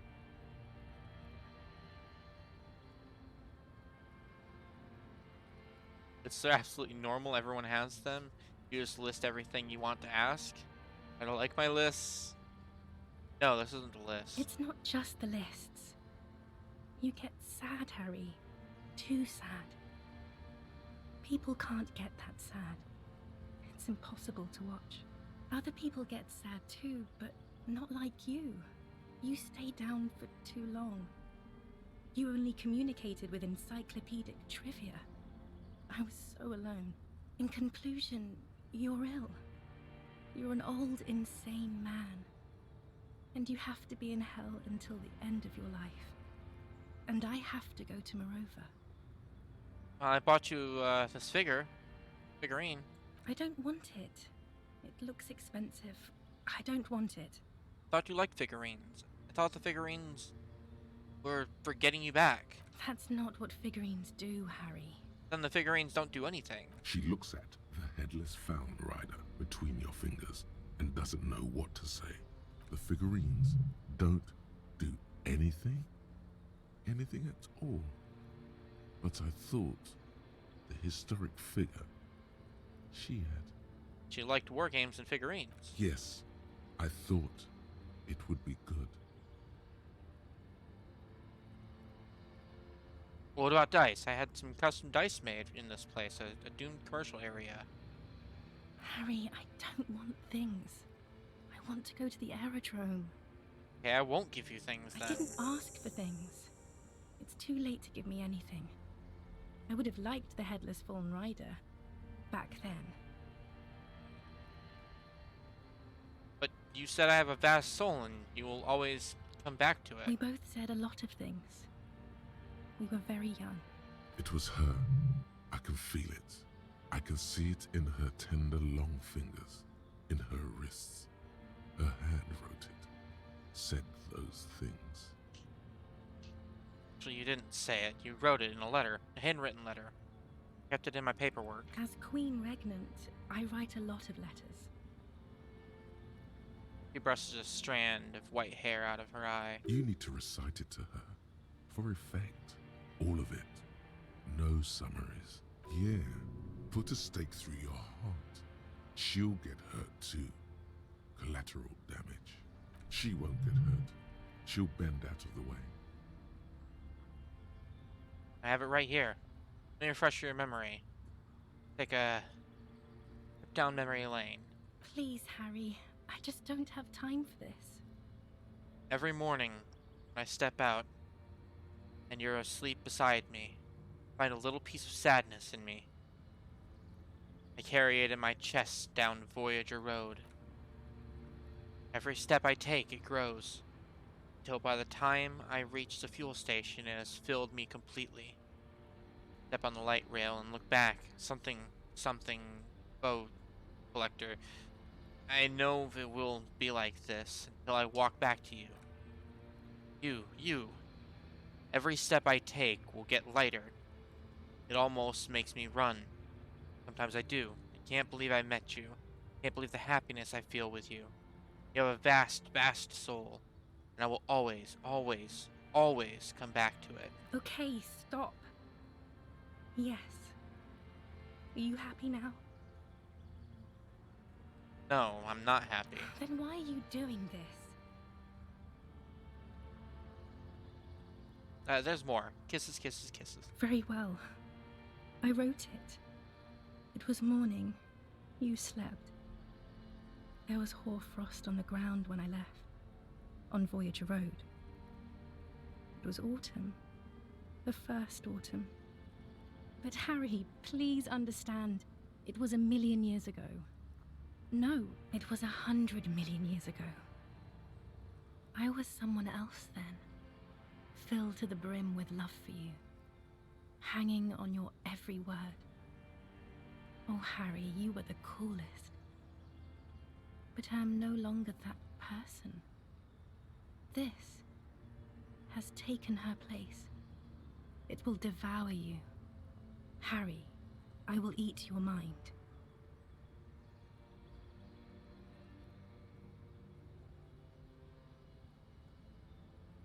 Can't you turn back to the person you were? No. You scared it out of me. With your crying, your hysteric, the awful time we wound up having, and the cheap rental flats you could afford. Can't you see? I can never think you're cool again. I can only think that way about new people. A cheap rental with mold on the walls and the tap dripping. So the rich man took you away from me? Yes, I have found someone for whom I can feel the same. A copy of my love for you, only this time he is careful and rich. He will not lose me. It will go somewhere, it will grow. Your heart burns. Through the blackness you feel the treacle of blood on the mattress below you. Harry, do you notice how none of this is very funny?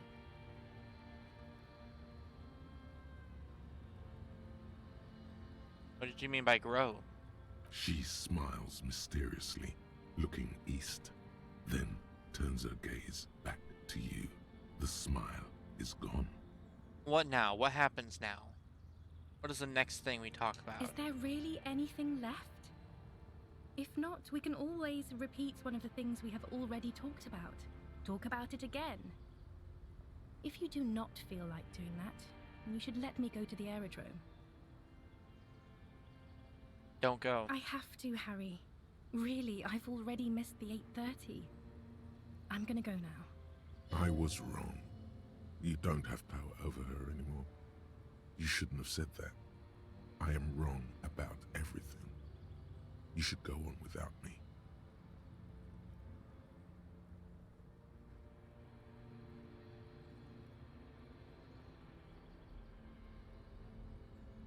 I swear I wouldn't let you go. You told me. You asked me to be this way. That was someone else.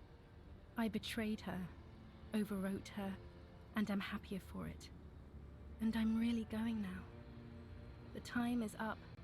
I must be on the 10:20 flight. Will we ever see each other again? I won't see you, but you will see me. How can that be? Oh, Harry. This is a dream. Can't you see? I'm already in Morova by now. Who knows how long ago this happened? A year? 2? 5 years ago?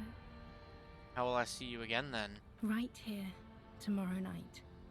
Once this dream starts happening, it keeps happening. 3 times a week, at least. And Harry, it really, really looks like it started happening again. There's the video rental. I'm suffocatingly beautiful. And young. And I smell of tutti frutti chewing gum. Like I did that time when I asked you for forgiveness. After leaving you the first time. So long ago. But this is intolerably bad. Oh yes. This is real darkness. It's not death, or war, or child molestation. Real darkness has love for a face.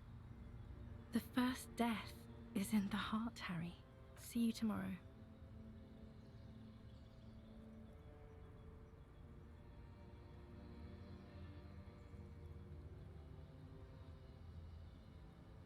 Fuck, man.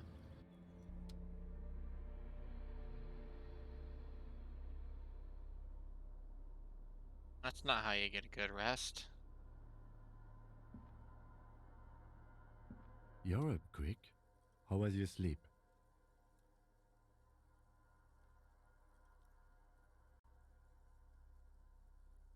Uh...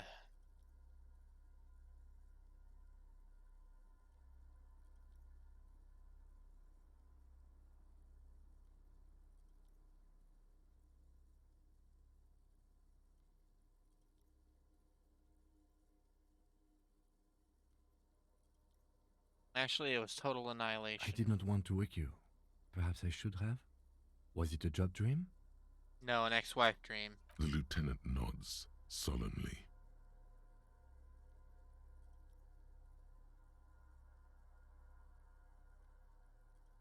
Let's get back to work. Okay. See candles planted on a broken rangefinder.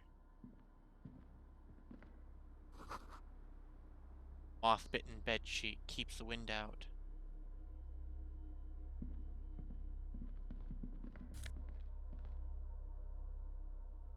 I can get a shirt, I guess. And a scarf.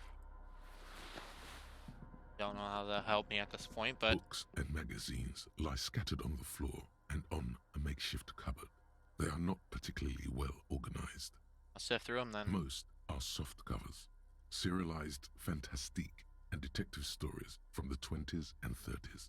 This disparate digest includes the classic Animal Adventures. Truly a classic. Popular depictions of man versus nature by amateur naturalists T&T Harpin, husband and wife. Widely read by people from all walks of life. Who doesn't like nature? Who doesn't want to survive? Among what is mostly commercial fiction and serialized stories, you find a magazine cathodique for electrical engineering. Then it's back to pulp. Light erotica, an international thriller about circuit benders. Someone's made themselves a home. Does anything stand out? Low chance. Not that you can tell. This is a digest of someone who's dead bored. Most of it is for entertainment purposes. Fittingly right next to the radiola on the floor.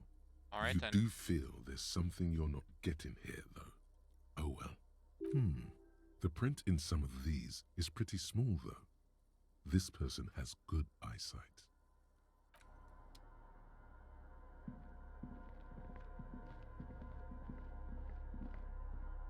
Alright. Let's see. We have drugs. Drugs and money. A hatch. Jammed shut. Okay.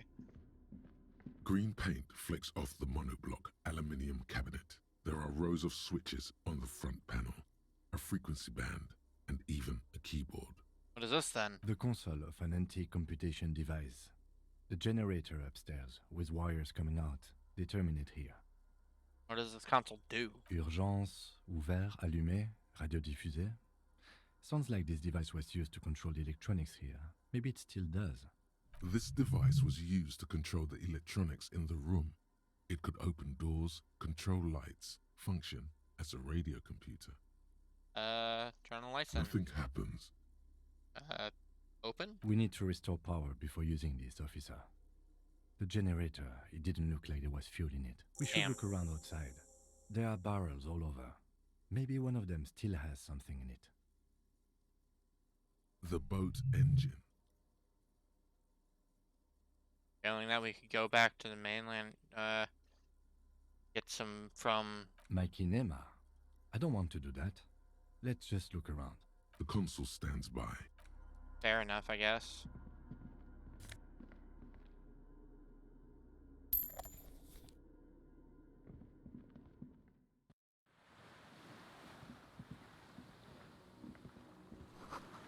Firing slit. Can't see inside. But... okay. Must have been a direct hit. Take some... oh, it's such a big chunk. Down here. Distant sound of cargo ships. Signal horns echo on the water. Guess this would have a pretty good view of the cargo shipping area. Reeds sway strangely. No, it's nothing.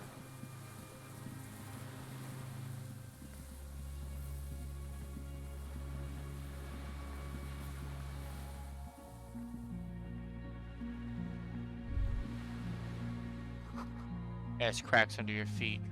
Be careful not to fall through.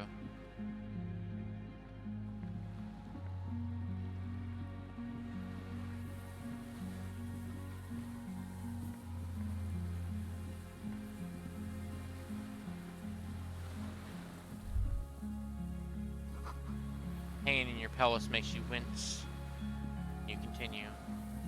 Go back here? I can. Okay.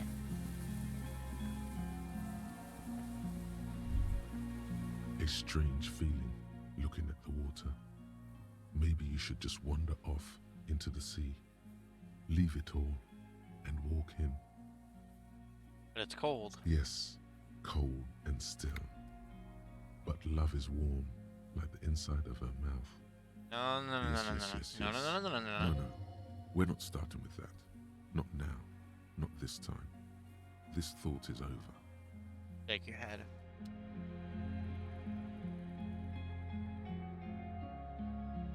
What? Why did it just zoom over there? What the hell? The winch is broken. Russ has eaten what remains of the chain.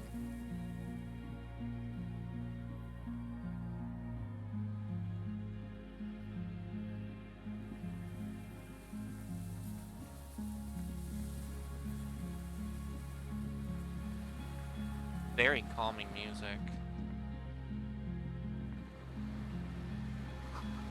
Inside of the fortress, make out the console and the blast door.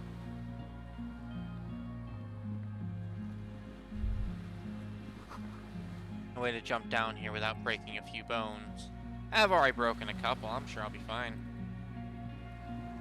Fine, I'll check in here. Depot that supplied this chain is long gone from the coast. Willard artillery map shows coordinates. The Bay of Revachol. Old medicine cabinet, newly stocked. Okay. I'll unstock it then. Get a fuel canister. There's a rain-soaked mattress on a concrete slab, only half covered by the crumbling roof. At the head of it, double embrasures, firing slits like two eyes in the wall. B triple prime. This looks like a good place to shoot from.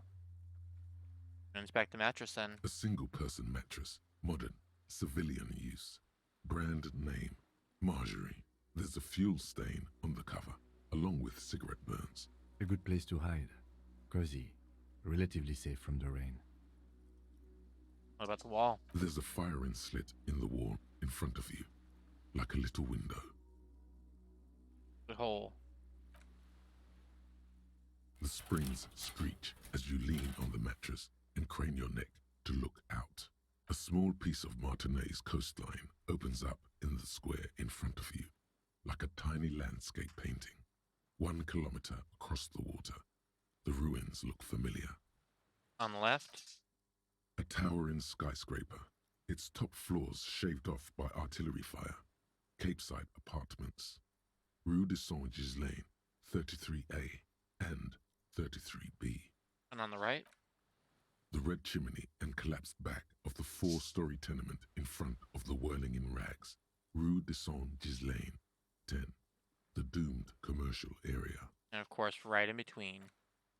The box-shaped silhouette of the Whirling in Rags. Its sloped roof, a tiny fleck of light catches your eye on the rooftop. Sunlight reflecting off the upstairs window of Clausia's room. Motherfucker. What does that mean? Do you have line of sight to the window? Yes, there's an opening between 33A and 10. I can see the roof. I can see it. Through the scope of a rifle. The shooter would be prone, lying on the mattress, barrel resting on the embrasure. Cheek against the cheek rest, hand on the hair trigger, on a calm day like this. Even I can make the shot. Good. I think we have it, Detective. The origin of the shot. This is the sniper's nest. Affirmative.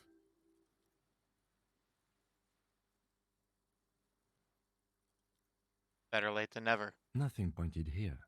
Many leads pointed elsewhere.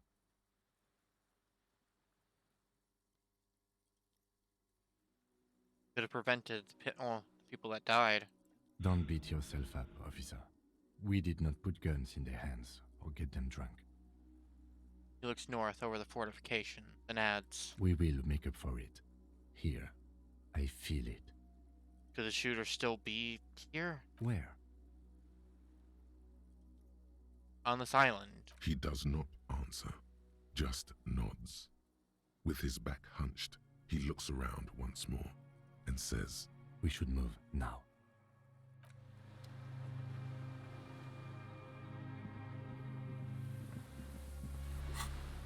Well, I did get a can.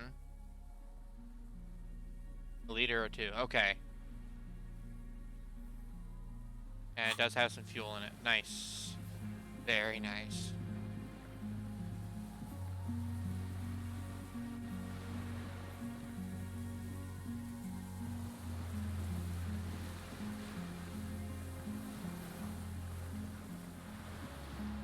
Okay, I've already investigated all that.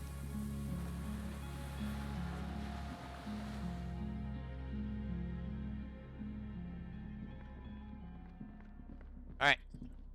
Use the fuel on the generator and get it running again. This old cylindrical generator. The lieutenant assists you, holding the canister up to the fuel tank as you tilt. Dark brown, viscous fluid pours out, and the room fills with a chemical smell. There's a red starter switch on the side of the cylinder and a start rope on the other side. The lieutenant flicks the switch. And I pull the rope. The recoil start wakes the old generator up.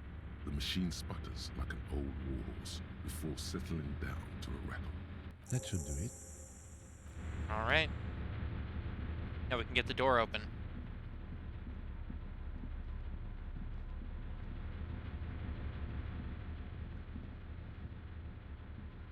A dim golden glow. And it's on. Turn emergency open. Automatic boot. The blast door opens with a series of clicks. A shaft of light appears, then widens as the light shines in. Alright.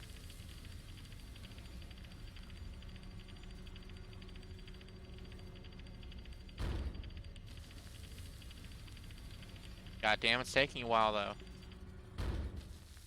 After you. What if we get into another fight? Don't worry. I have a gun. I also have a gun. I know. It was not easy to acquire. Let's go then.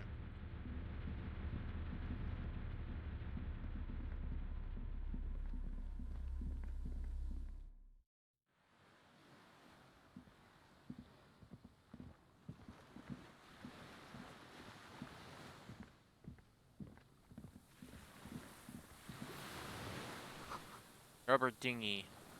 Deflated. Broken. Small white flowers blossom all around you.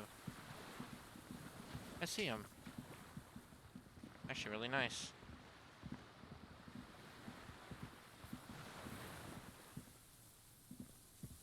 Hello, fireman.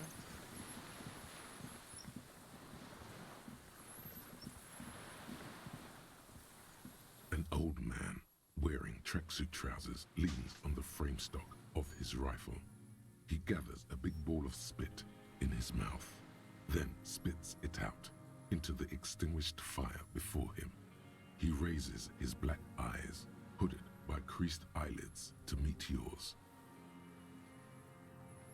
Did you close the blast door? I did.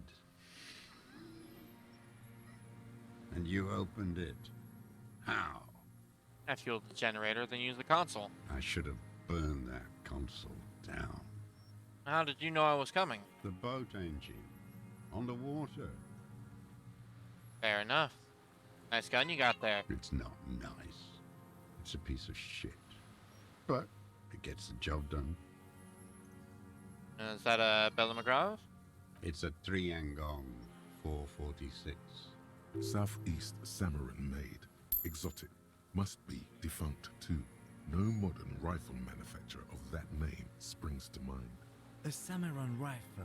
How did you get hold of one? It was sent to us by our brothers in the Signal Commune. Military aid. It has stayed true to him. He can still make it sing. Your weapon has stayed true to you. Might have stayed true to me too. Yes, I bet you've killed a lot of people with it. You fascist fuck. Have you come to make me one of them? His right eye twitches. With what? Fear? Rage? We have come to ask you questions, nothing more. If you do not comply, we will take you in. Do you understand?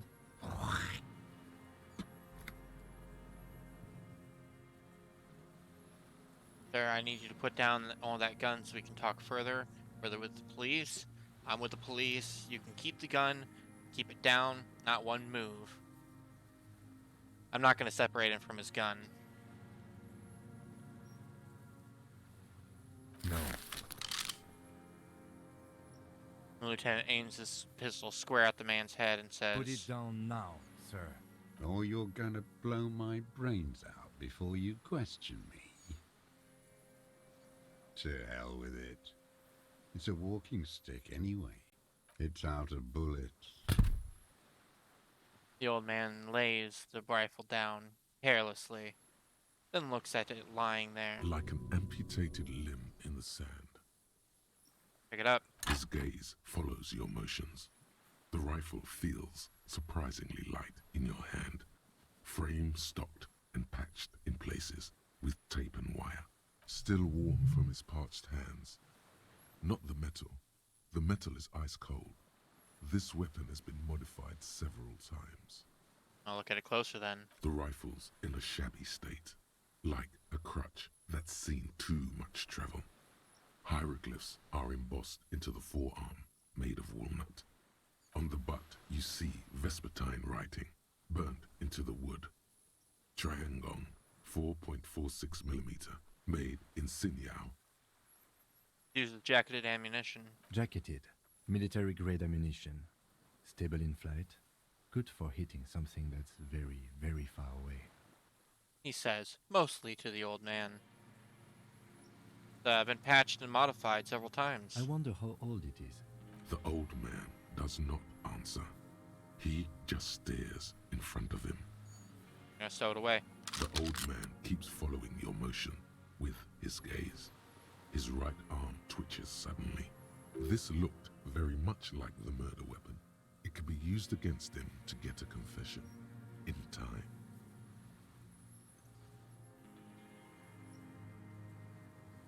Who are you? My name is Josef Lilianovich Dross, Political Commissar of the 114th Anti-Aircraft Division of the 4th Army of the Commune of Revachol. I am a deserter, a partisan, and a prisoner of war. This is my termless surrender. His eyes turn to the reeds again, dead and dull. The commune of Revachol? Do you mean the ICM? Your holdover from the... From the Insular Indian Citizens Militia, the army of the revolution.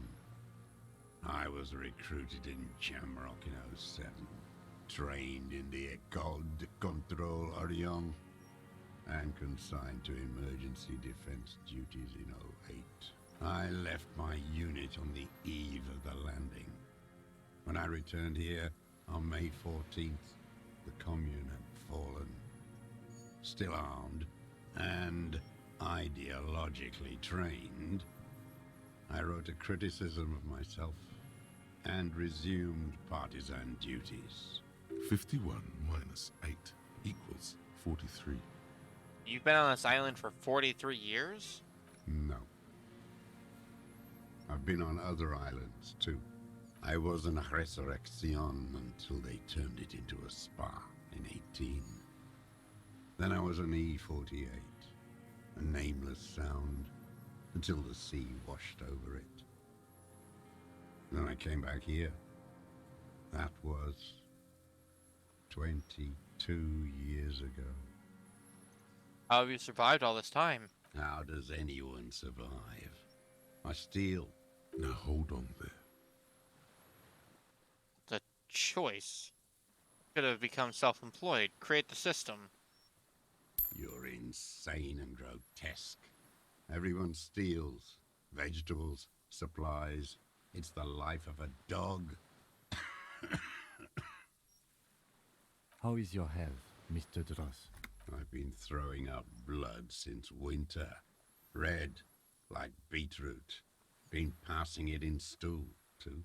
He does seem frail. Gaunt for his age. More like 75 than 65. Trouble putting on weight could mean cancer. TRCM can provide medical services. You need to be looked over. I need to die. You don't have medical facilities. You have guns. That's all they give you. Toy guns. I have some painkillers.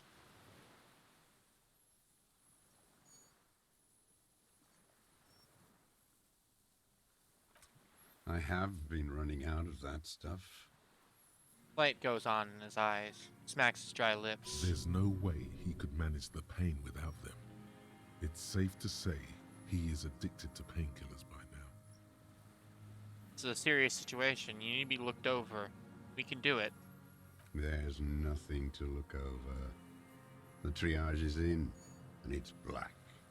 Administer morphine. Moribund. How have you coped mentally? I haven't. I have holes in my brain. Years missing. Others filled with pain only. A decade of... Eyes roll into his skull and back. I don't even know what. Inferno?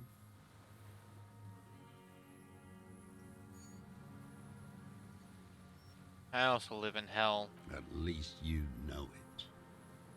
The traders of this city turned the lights back on in the 30s, after the fighting stopped.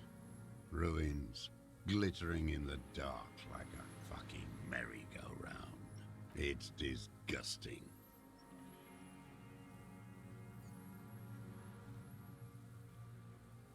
You said this is your termless surrender. You're with the RCM, the coalition-appointed mob that enforces bourgeois morals in Revachol.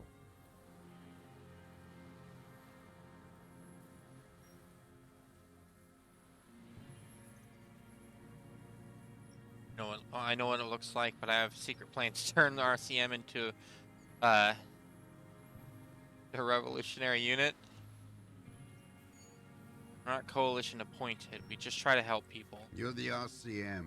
You represent the Moralist International, the enemies of humanity who took this city. I represent their adversary, le Parti Communiste d'Insolande. Take me to them as a prisoner of war. I have relinquished my weapon. I can no longer serve. No superiors can relieve me of my duty. You bulldoze them all to a mass grave for trying to free humanity. Rene, the royalist on the coast, said. The Communards signed the the Revacholian Instrument of Surrender. Liberal reactionaries signed that instrument. Traitors who should have been burned alive. I answer to the Communist Party. Is that part of why you've been here all this time? Because the party didn't surrender? If the party had surrendered, then it would not be the party. Honorable. Honor is a feudal atavism. My motive is class. So you're a communist soldier. No, I am not a soldier. I am an ideological officer.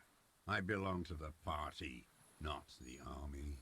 But you said you were trained and assigned to the Defense Corps. Trained in historical materialism, then assigned as a political commissar by the party.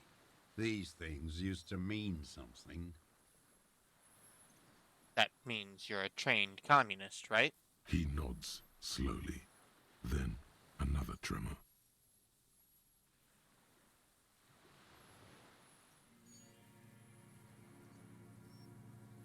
I'm a revolutionary too. Today, the real revolutionizing is done by entrepreneurs. I'm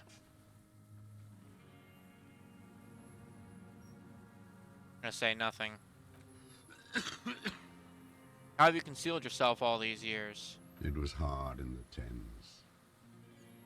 I didn't have partisan training. They were searching for stragglers, those bloodhounds. Floodlights on the water at night. There were posters, campaigns. We communards still hoped, and they needed to snuff that hope out. The East capitulated. Martinez and Coal City were turned to dust.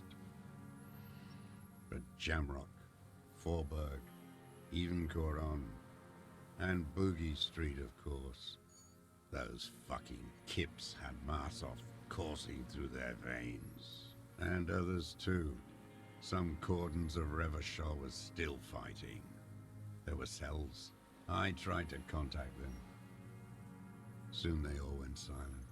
The frequencies dead. Well, how did you get between here and the mainland then? At night, I used a dinghy. Oh, the one that's... I only went okay. after dark then. When I got to the city, I stayed underground. Patrols, you lot, the commons too. They'd started snitching. In the city, you move underground? From bunker to bunker. Not anymore. No one cares now. I don't even have to hide. They think I'm another antisocial vagrant. I could walk straight into that town if I wanted. I just... He falls silent, his gaze fixed on the shacks huddled together across the water.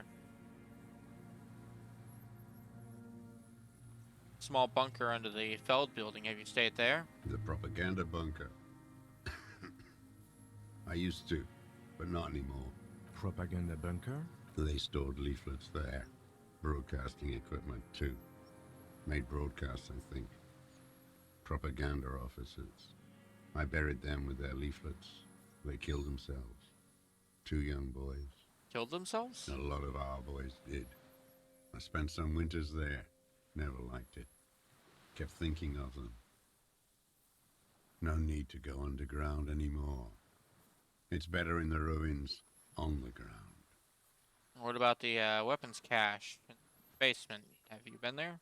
So you finally found it. There must have been a small squadron's worth of arms in there. Belma Graves, right? They were. Useless now. Rusted away. So you've been there? Sleeping. Some nights. Ammo scrounging on others. Those McGraves were shit, even before they corroded. Some had bullets in the chamber, however. You feel the dots connecting. Little dots on the map he's walked across.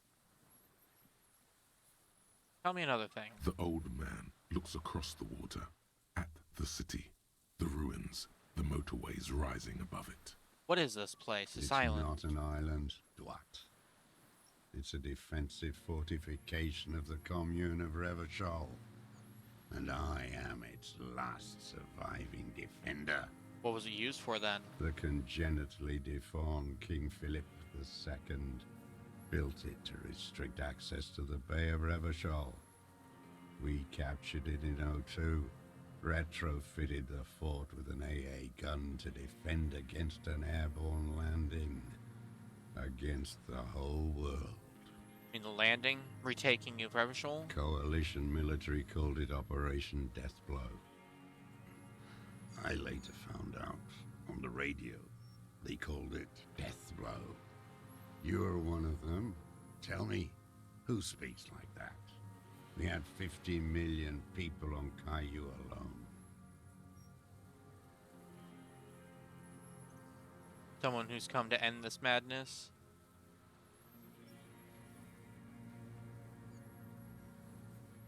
Murderers, I know what you mean. You don't know. You haven't seen it. Iblis. Understood, Iblis. He nods. You said you deserted your unit. I was just 16 years old. 15 when I volunteered. I had a lapse of faith. And of courage, too. A lapse of faith? You could say I misunderstood the historic role of the proletariat. and thought Mazovian socioeconomics were fallible. For a second, I doubted the irreducible laws of historic materialism. A second is all it took. For what? For reaction to take hold. What's reaction? Right. Now, wasn't reaction. You were just afraid. It's the same thing. You haven't seen it.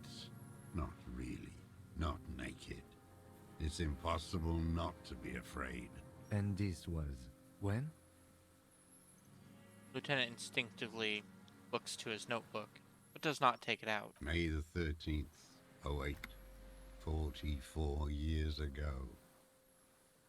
The horizon was black with coalition airships. Their petroleum rose to the sky, and it looked like it formed the clouds. Storm clouds. When they started shelling, it was dark magic.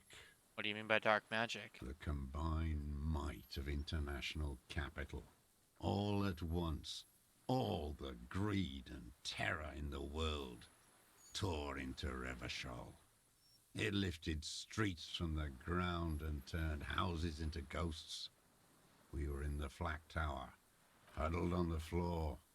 The artillery was 80 kilometers away in Ozon, but I knew the commune would fall. We would all be turned into ash. So I said I was going to the map room. A terrible shame, still within him. The lobes of his ears are red with it. The shame and smallness of what he became. Of course you didn't go to the map room. No. I climbed the chain link across the water and hid inland, in the bunkers there, like the weakest of the weak. A mouse, frightened of the ordnance all night, and the sound of the rotors in the morning, whirring. What was that? Airships. I climbed out into hell. The landing was complete. The chain was submerged. I had to swim back. The fortress was half submerged too. Shattered. They'd all drowned in the lower levels, or got torn to shreds above. The anti-aircraft gun had malfunctioned. So had I. I left them without ideological direction. It was real.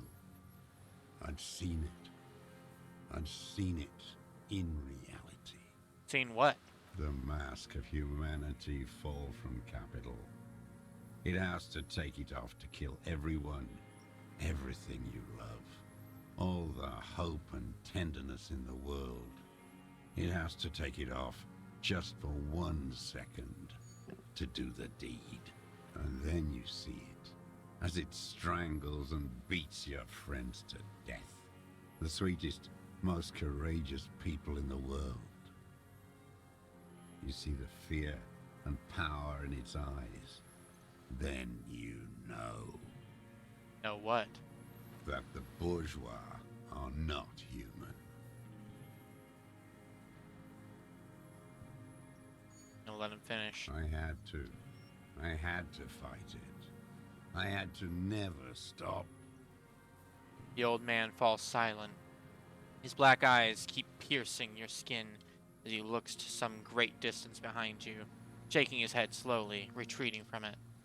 And you've been hiding for 43 years. 43 years and 10 months. Length of my entire life. It's too long. It's not how a human being should live. I couldn't just forget what I saw. What have you been doing during all this time? Hiding, fishing, waiting. Always waiting. Always. For what? For her to return. Her who? Girl child. Revolution.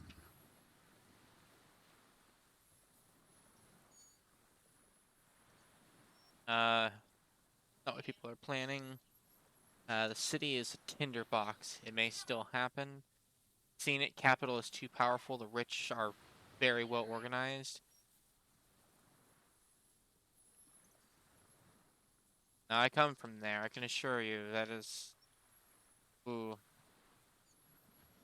City is a tinderbox. It may still happen. It won't. The material base for an uprising has eroded. The working class has betrayed mankind and themselves. The historic opportunity for a revolution has passed. It will not come back anymore, however hard I try, whatever I do. I have another question. Serious one. There's nothing serious in this world. It's a farce. What have you been using this gun for? I've used it for killing people. Killing people? It's a gun. That's what they're for. You want a moralist euphemism? Defending your family and your property. I haven't done that. I've used it to kill people. Interesting. During or after the war? There is no after the war. Class war is never over. So he's continued killing after hostilities ended. Okay. This is it. You can feel it, like battery acid on the tip of your tongue. Something you haven't felt in a while. But what? This is what you live for. This is the shit. The great serotonin jackpot. The solution. Going straight. No euphemisms. He doesn't like those. No. Be careful now. Slow and steady does it. Make him repeat it first.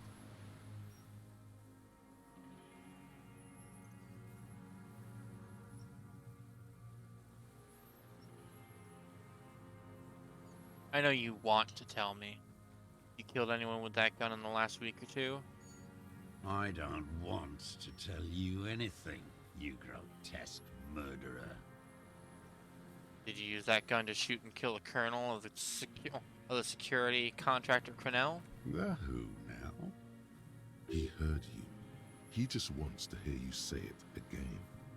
This is dramatic flair on his part. Right choice. We're in. Do it, sire. The corpse in ceramic armor hanging behind the whirling in rags. Did you shoot him?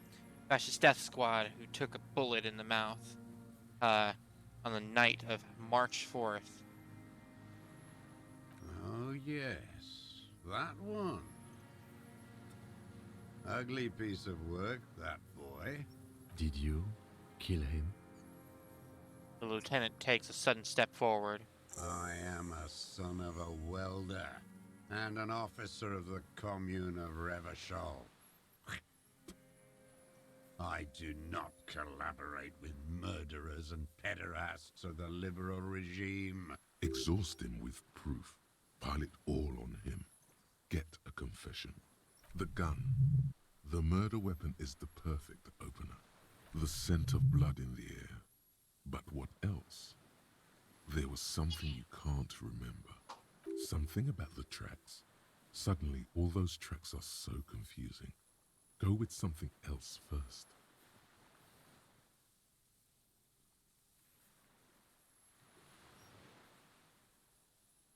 Okay, I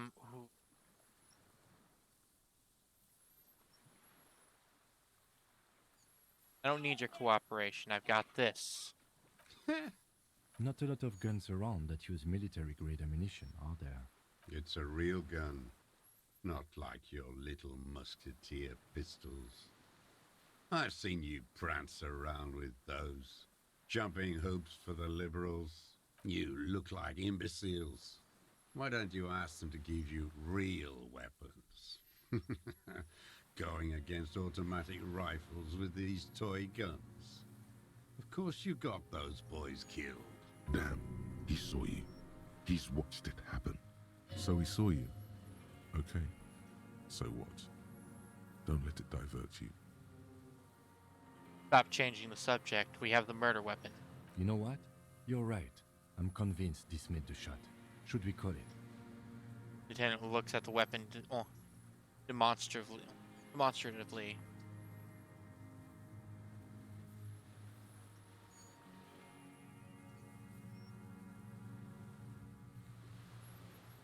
Calling it, we have the murder weapon. Lieutenant takes out his notebook and draws a single line. This feels good, doesn't it? Tearing things up like this. When you have the murder weapon, you have the killer. Murder. The old man does not say more. He just glances into the reeds and then twitches once more. Done the ballistics. The shot came from this island. I saw you poking around there, looking for evidence. You're damn diligent when it comes to dead fascies. Did you like the view? You had direct visibility. There are embrasures in the concrete, specifically meant for a top follower to use. And you had a long-range rifle in your possession. Lieutenant softens his voice. You've been here a long time, Mr. Druss. Too long. You clearly need medical aid. I'm ready to die. I've done my part. He's practically admitting to it. Dead fascists for fascists. Done his part. The best uninterrupted line of sight into that window in all of Martinez. Because it's a sniper's nest, you stupid fuck. Radio Gosh is right. You have worms in your brain. Another sudden twitch. And one more. One in his right eye. What am I forgetting? Wait, here it comes.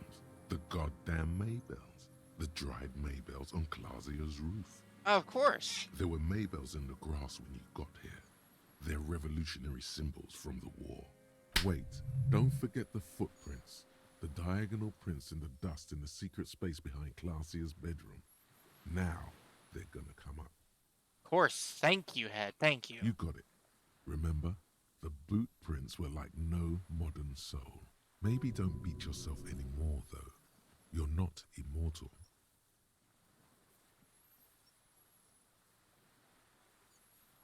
Wonder what brand of boots you're wearing. Everything is brands with you individualists. Who cares what brand my shoes are? Sansa? Some shit.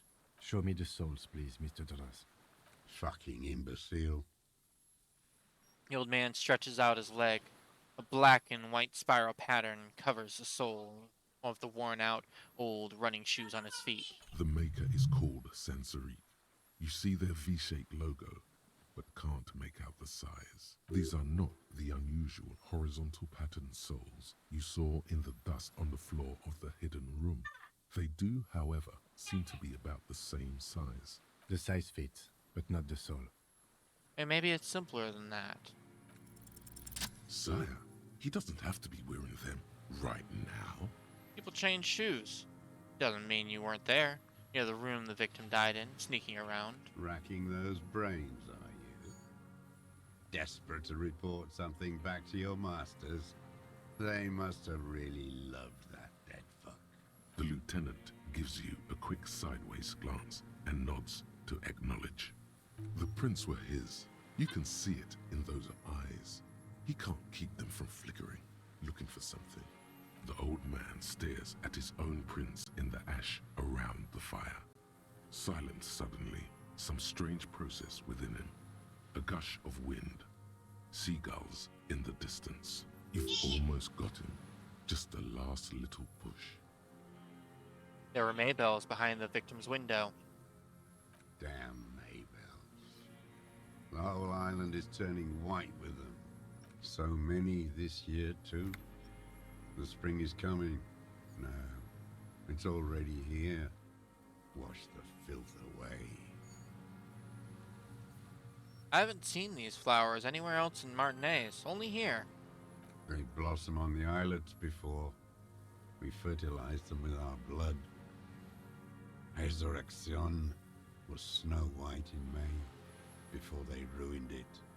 The coast, too, before they piled their containers on top of it, filled with broken, useless trash for fat-fingered bourgeois children to play with. You must get around a lot to stay undetected all these years. Do you know any secret paths? Pinball workshops? I may. Young woman called Clagier. Ring any bells? Dried flowers were behind her window. Clagier. He knows her, but hadn't heard the name.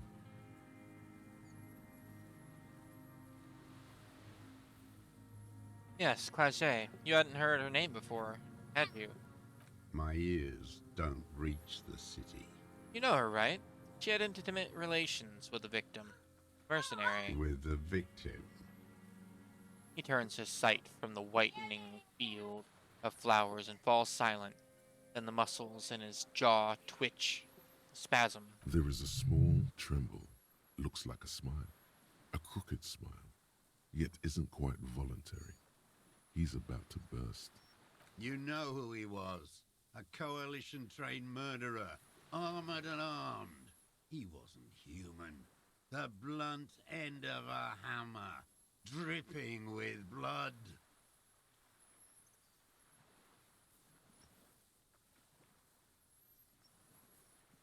He was a killer.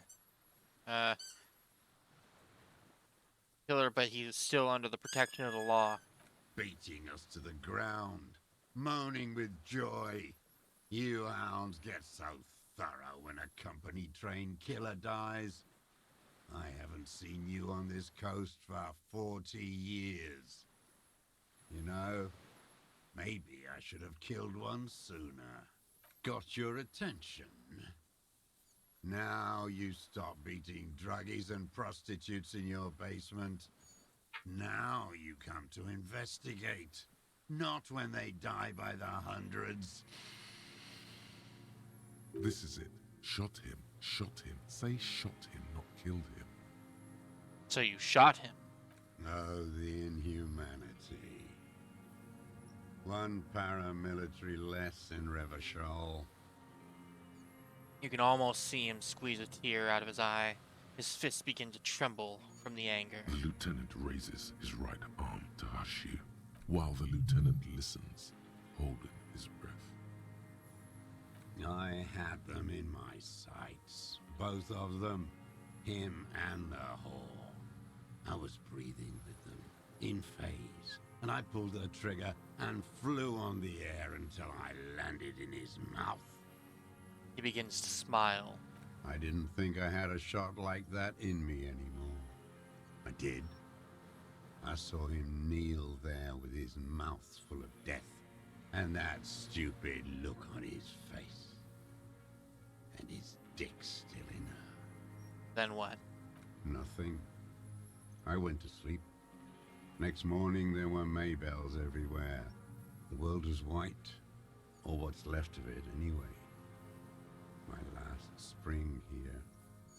I knew the fascists would come to avenge their own, and so they did. Mr. Dross, are you aware you're confessing to murder? Tennant asks after a second of silence. Yes. A single word is all he gives. And you were looking at them, the victim and a young woman, having sex, through the scope of your rifle that night, before you shot him? Lieutenant takes out his notebook slowly. Very slowly. The old man nods. Why? Because that's what they were doing. He shrugs, smacks his lips. The motive. This is where the motive is going to come from.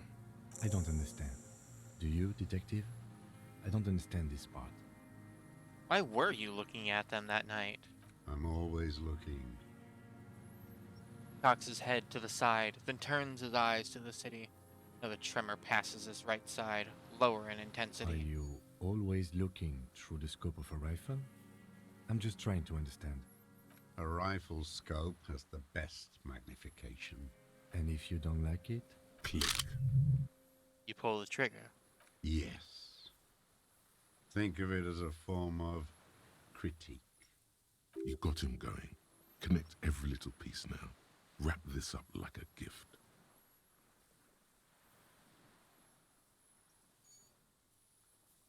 Been looking. Oh. What specifically did you not like about what you saw the night of the murder? Them. Fucking. I didn't like that. So you were jealous? Jealousy is a reactionary concept. I didn't like the Reaver enjoying himself. Drugged out, soothed in the arms of a young woman. I wanted him to die so he could not enjoy life anymore. And I wanted to see his head explode. That too. She should know better than to hold a child murderer between her thighs. I knew he'd be there for one more second, writhing. That's all it takes for the bullet to reach his head. Now that I think of it, I wasn't aiming for his mouth. I wanted his brains to spill out on her. But you can't have everything. The caliber of bullet he used does not do that kind of damage. How long have you been watching her? Since she came to Martinez. I saw her sneaking in the reeds early in the morning, behind the Fell building. It was dark, still winter. She didn't have her skimpy outfit on then, just a spot in the night, moving. Past the Fell building on the coast? What was she doing there? Hiding something in the water. She had a fag after she'd done it. I was up in the ruins there. She couldn't see me, but I could see her, smoking. She was nervous, but not scared. What do you think she hid there? Her passport and tickets to Villiers. And from there to Cachet Bru. In the free state of Seminine, hidden away at the edge of the earth, near the Pale. Kind of hidden container on the coast? You looked into it? Yes, after she'd gone. It was a submersible. Well made, actually. Sloppy, we should have gotten her to tell us about this. Did you take the documents? No, I put them back. Why would I take them? I'm not going to phone. No, I mean... Moving on, did you continue watching her after this? I did. She had a face like an archipelago, with those birthmarks. And a body, hard and lean and bruised all over. Black and yellow. I could see she's taken a beating. I could see who she was, too. A spook. On the run. Revachol's the cloaca of capital now. All the bagmen and arms dealers end up here to do drugs and have sex like animals. You could tell she was a spook from the documents? She had different color hair on the photo and glasses. Forged. Some sordid bourgeois affair. I've heard about this kind of thing on the radio. He's setting it up for you. The bruises. You can't make that out in a scope. And you could see her bruises through the scope of a rifle? You can't see bruises through a scope. It's just a blur. How does he know those minute details about her body? Of course, he saw it in through the hole. It quickly comes to you. The bruises on her body. Any chance you've seen them through a hole in the wall? Oh, yes. Cutting those drugs of hers into little lines with a knife. Masturbating. Did you make that hole? With a clip point knife. Ever seen her through a window on a roof? Like that, too. Yes. Bending like a bow against the glass. You've been through the secret route behind the whirling in rags. Those were your footprints there. You just changed your shoes. I've been through all of Martinez. Every nook and cranny. And that too. Yes, that too. The things they did in that little room. What she'd do to feel good.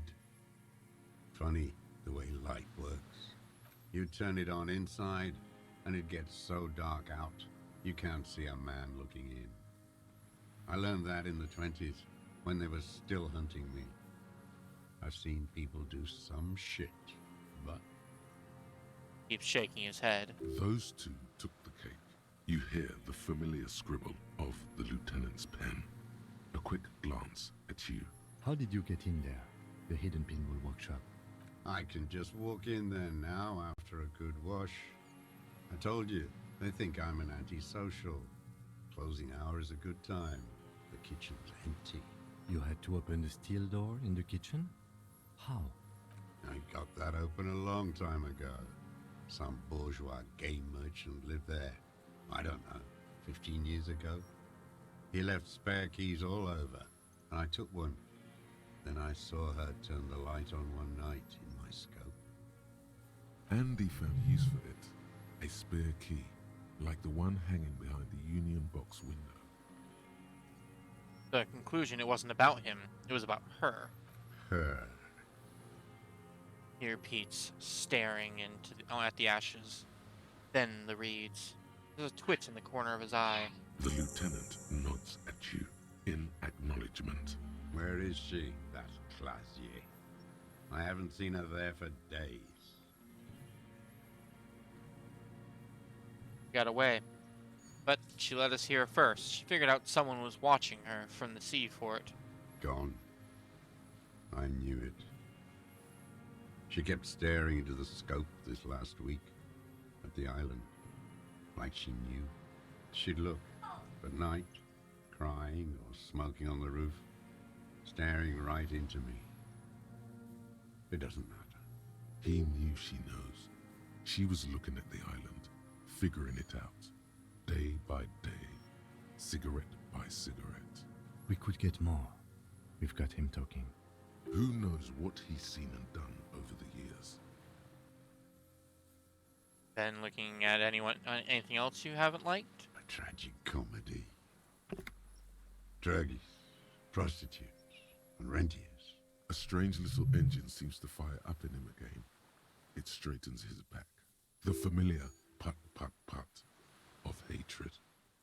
More specifically? Specifically, the whole city is a charnel house.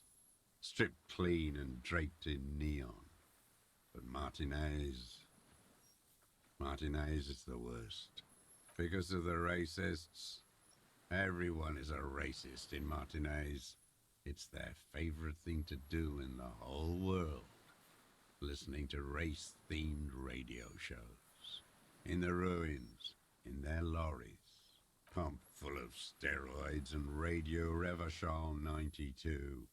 Race this, race that.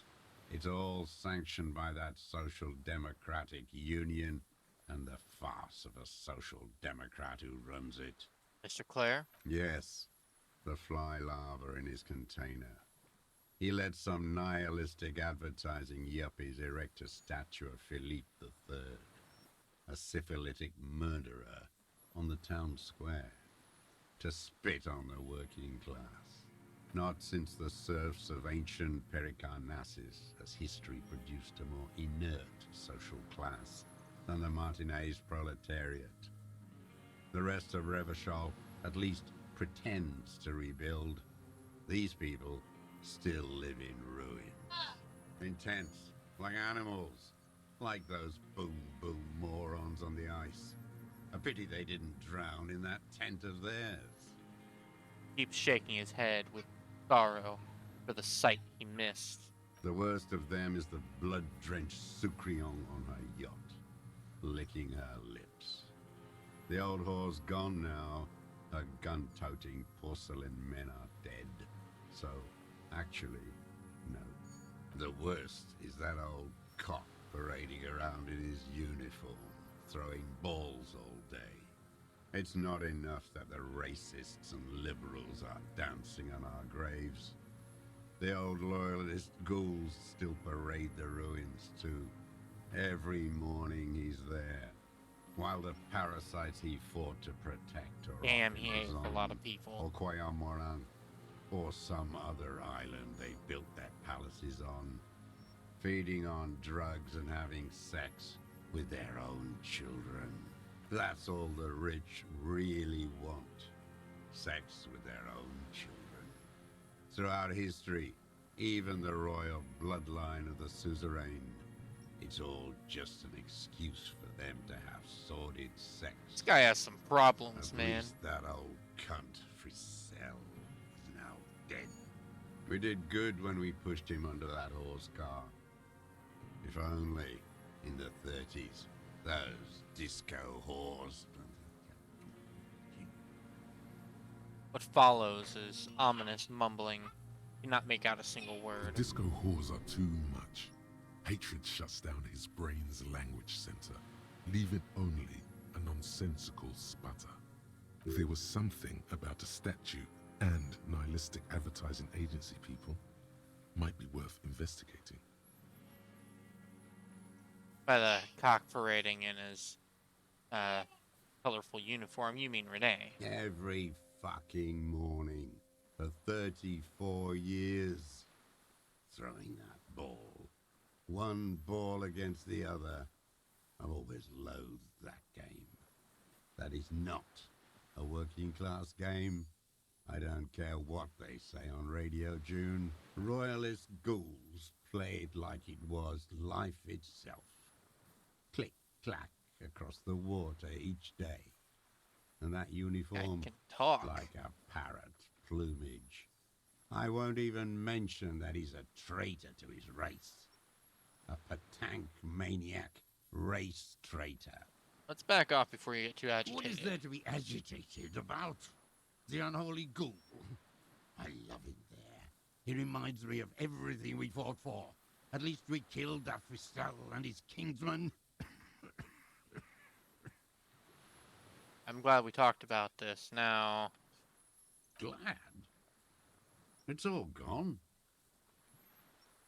I'm gonna see if I can assess his body language. For a 60-year-old man with stomach trouble, who spent his entire life alone on an uninhabited island, he seems surprisingly fit. He's clearly a drug user of the painkiller sort, prone to erratic hand gestures, and malnourished. But that's it. The moment passes, and you say... I say that I'm going to put another point into composure. Because I've got way too many skill points just floating around. They put... The old man stares bring it back up. At the logs. What strikes you There we about go. this gaunt man is not the stomach pain, or the cough, or the malnutrition. It's precisely what you could not see before. For a man who spent 44 years hidden in the urban wild. He's surprisingly okay. Indeed. He speaks fluidly. His movements are rapid, if erratic. His voice, despite the cough, is there. It is capable of expressing complicated ideas. Above all, he seems animated. By what? It's a mystery. This animation comes at a cost too. Erratic hand gestures, thought processes cut off like threads, as he just stares at the logs or the reeds. He also suffers mood swings, bubbling to the surface, unconstrained by his nervous system. Dementia, maybe? You've seen demented people before. This feels similar, yet different. When his thoughts move, they are lucid, keen even, not senile. Are you okay? How is your memory? No, I'm not okay. I shit blood, and I'm surrounded by insane people. There it is again, erratic hand motions, bouts of rage, and the stomach thing too, of course. You're under arrest for the murder of Ellis Courtenay. What? But you said I would be taken to the... Your Wayfarer rights have been suspended. Information provided to the officers on the scene will be used against you by the prosecution. You will be given legal counsel within 1 week and must face court in 44 days. Do you understand? Do you understand? But... Do you understand, sir? No, I don't want to. I have to stay here. He looks at the reeds, eyes submerged in growing terror. Your confirmation is not required, sir. Now on to the boat. Does it have room for 3? Not really. We could escort him to the pier, then either one of us can take him inland while the other stays here, but... But then, who watches him while you're coming back here? Who watches him in there while I come back for you? You come back for me? How about I go and send a boat back for you? What is this farce? This is a fucking farce. I can't... Lillian, you could ask her maybe. Maybe I can just ask that net picker to watch him. This is no harmless old man. This fucking world. This world. What is this? That's a... I'm just gonna put all my points into perception. Fuck it. Let's go. 72%? Wait.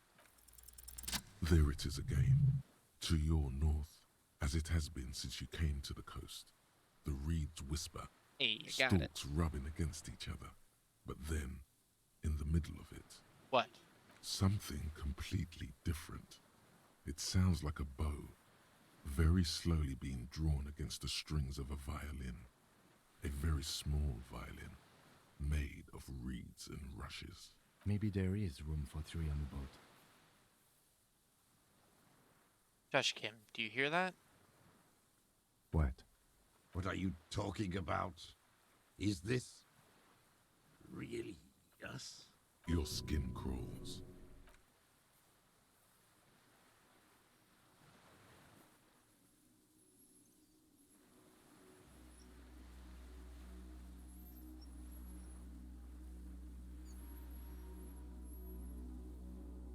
What the fuck?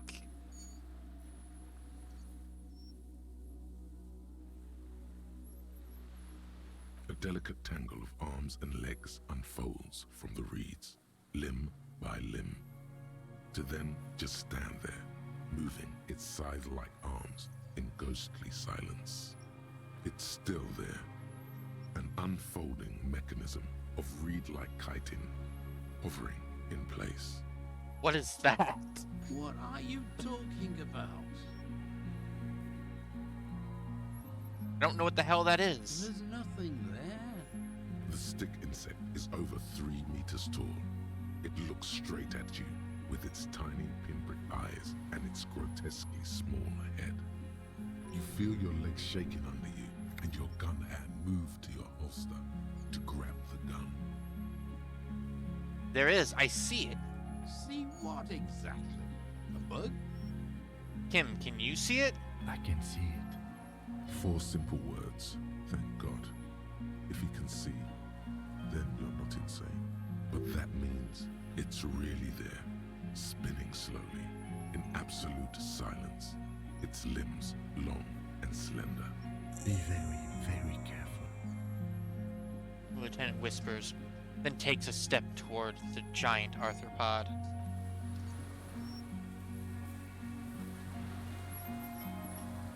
The creature stands on long stilt-like legs. I actually and found the tendrils hanging from his head like a woman's hair, white and curled at the tips. It is no more than 5 steps away from you. Reed-like tufts stick out of its joints. As the insect moves its forearms, it produces a faint hiss, like a reel-to-reel machine spinning after the tape breaks. The hiss is different from the strings you heard before. It says something else in a lower pitch. I'm going to listen carefully.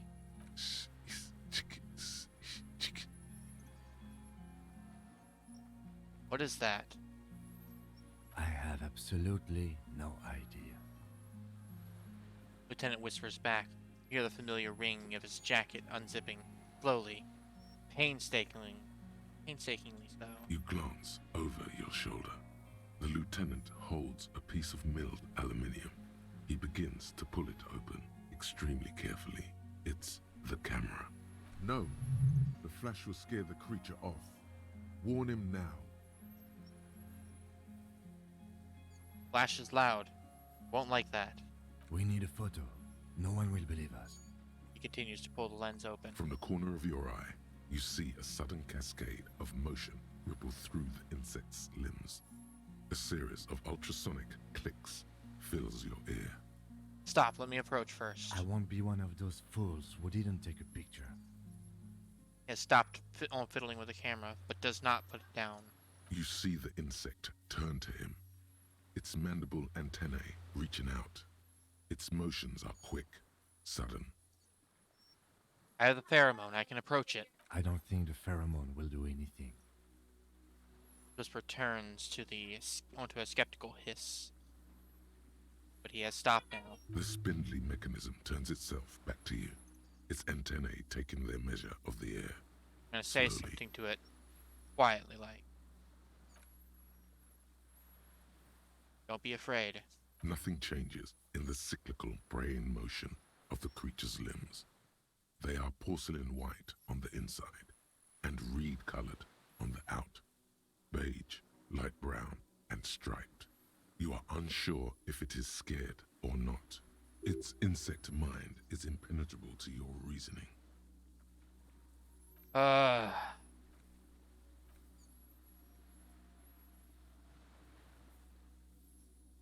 retreat slowly. We can't just leave it standing there. We have to do something, detective. Fuck, 42%. It could be connected somehow even. 42%.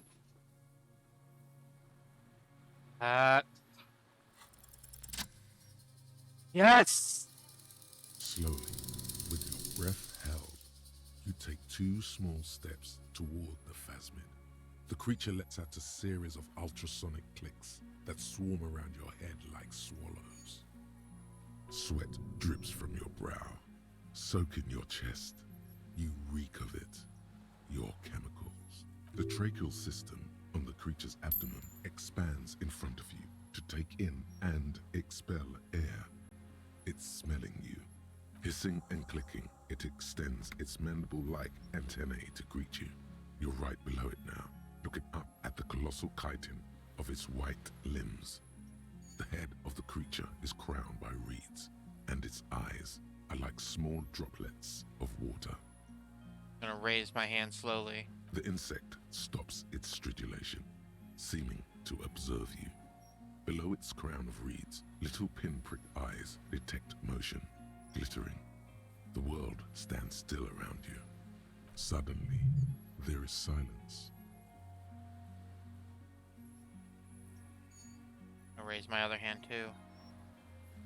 As you do, the invertebrate comes to life, its limbs moving independent of each other, as if each has a mind of its own.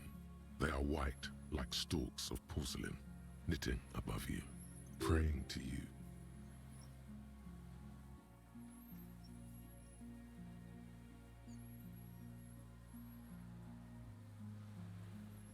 I'm gonna keep my voice soft. That's right, pray. Unwittingly, the insect continues its stridulations.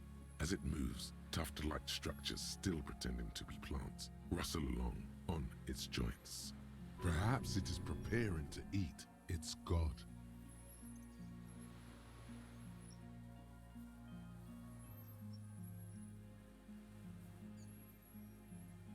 It's smelling me. Maybe it is real, the pheromone. About now, he is ready to believe in anything. The insect's head is crowned with reed-like scales, the shape of seed heads. They rustle as the air moves. The ventricles at its abdomen continue expanding, like lunglets, breathing you in, your sour, greasy semiochemicals on the breeze. Hello, I don't know who I am. No reply. A total ancient silence comes from its mouth, along with what appears to be some kind of foam. The stridulations of its limbs continue all around you. Stand on my tiptoes and look more closely. You were right.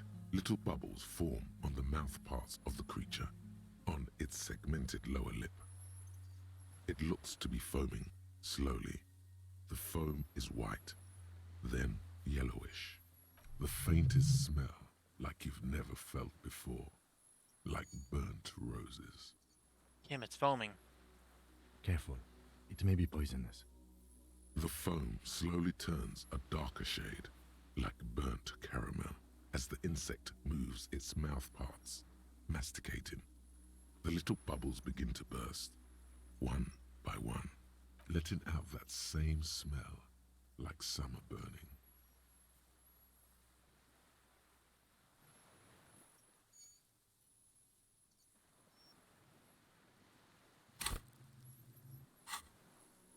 What are you doing?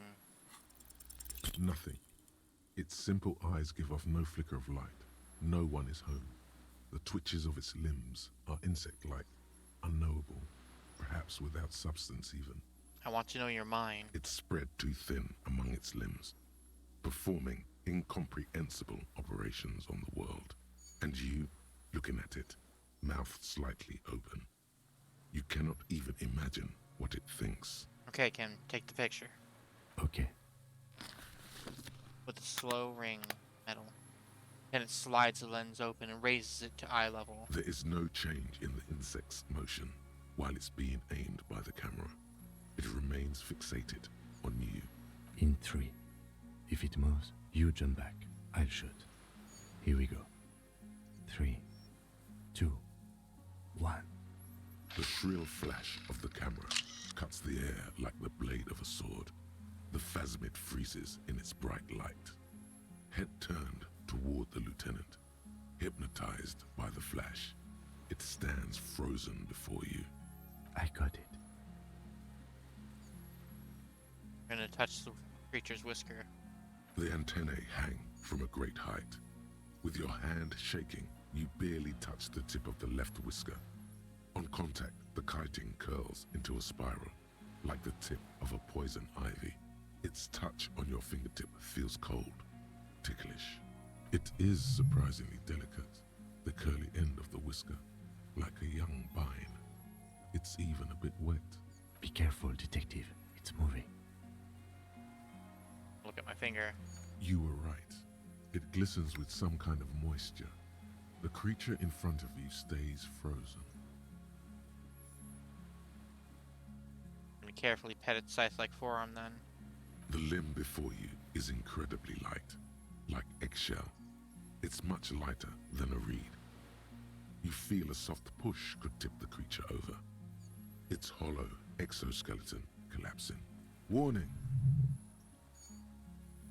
Pull my hand away. A sudden shiver passes the limb. Looks like the creature is awakening.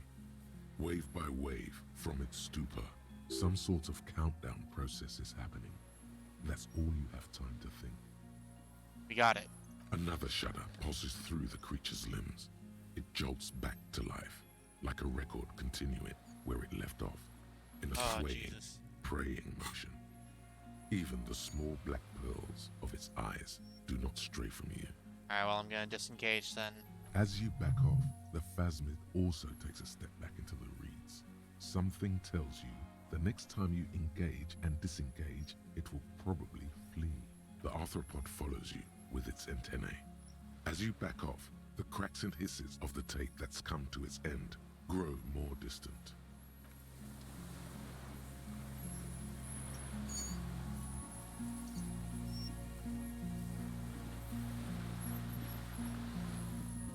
Hissing and clicking, the arthropod extends its man. As you're turning away, the phasmid mirrors your movements, stepping on the water, the long limbs carrying its feather weight without breaking its surface.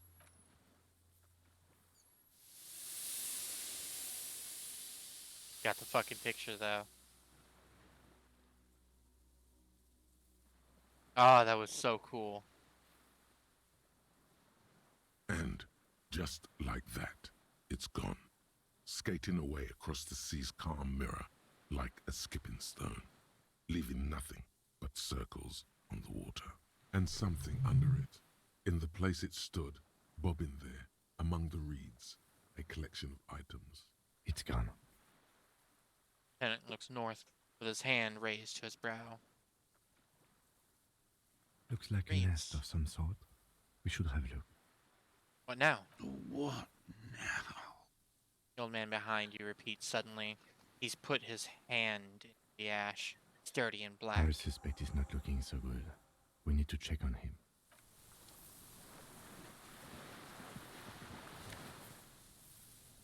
A helmet!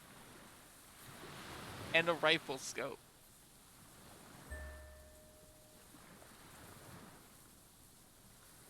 I found it. I found the last one. Last piece of the armor.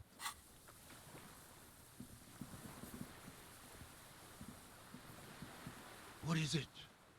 What do you want from me? Something You can is go. very wrong with him now. Sir, how could you not see the phasmid? Stares at the reeds and falls silent. Mr. Doras? The man does not respond.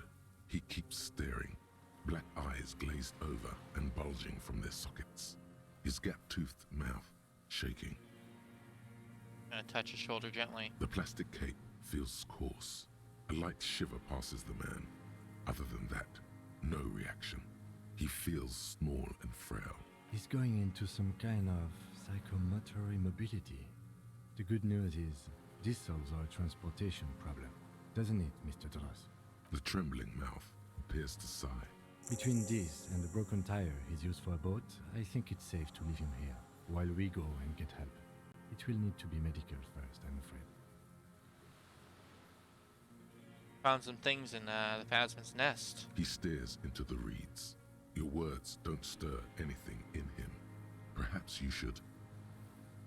Show him the detached scope. I lost. You lost it? He turns his eyes to the reeds again, as he's done so many times. Beige and white stripes. He lost the scope.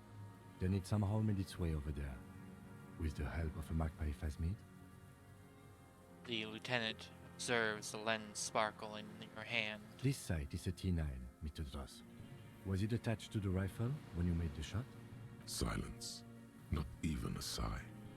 About the ceramic helmet. Nothing. Just dull staring.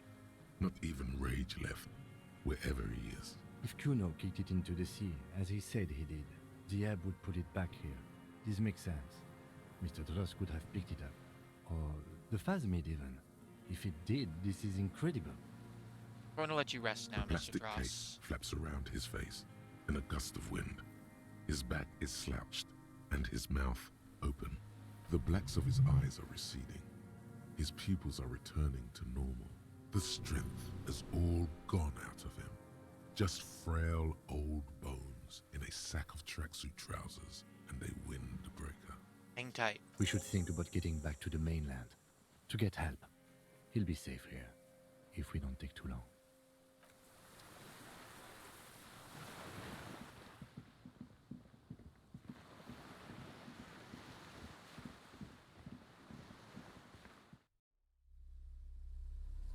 Holy shit, though.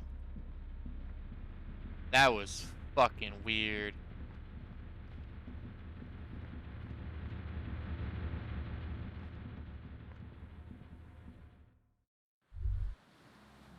ICM? This feels familiar somehow.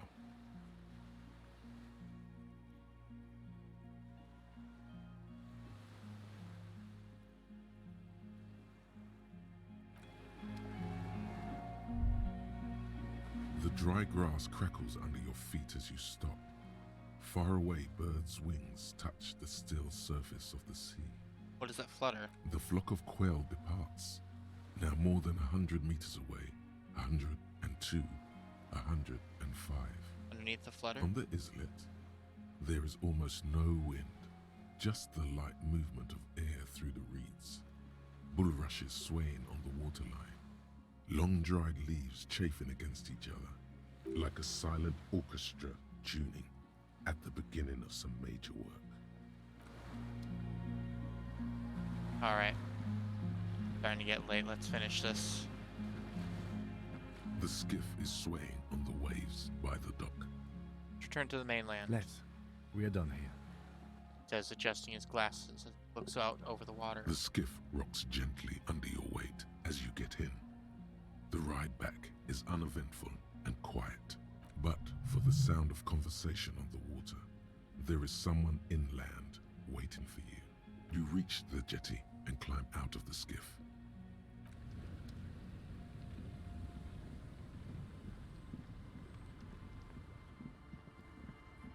Look what the tide brought him. Says the man without sunglasses. Suddenly his expression changes as he tilts his head. I want to call you a teapot, but I'm honestly kind of impressed. No idea where you got all that gear, but there's no doubt in my mind that some bad people are looking for it. Also, you look like a fucking idiot. Whatever this is, it is completely unimportant compared to what you've just seen. This is the man with sunglasses from the Whirling in Rags. But where are his sunglasses?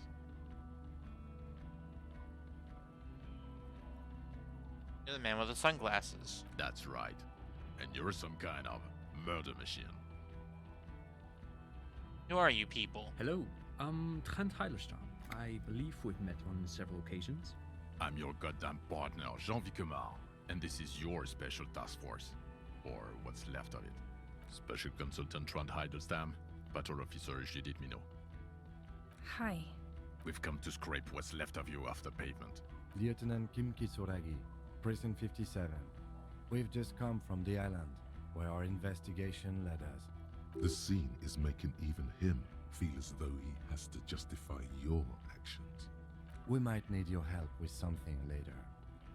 Yeah, it's suddenly regaining his confidence. As if he recalled that he's in fact a decorated police lieutenant and not a naughty boy. But this is clearly a departmental matter, so I'm going to leave you to discuss it among yourselves. Thank you, Lieutenant. It's good to meet you, Lieutenant Kitsuhagi. She says warmly, flashing the lieutenant tiniest smile. Letting the lieutenant know he shouldn't feel embarrassed over the shitstorm that's about to befall you. What is this about? Ari, we want to help you. Trant, I believe this is where you come in? I don't quite know what I'm doing here. I was asked to participate as an expert. I think I need to manage your expectations a little. I'm at best an enthusiast in cognitive science. My background is in something else entirely. I engage in neurology on a merely theoretical level. In fact, I should probably get going. No, Trant, it's too late. You're part of this shit now. What have you got to say for yourself, shit kid? What does he have to say for himself? He left you to catch the bullets. Shit kid. What an interesting moniker.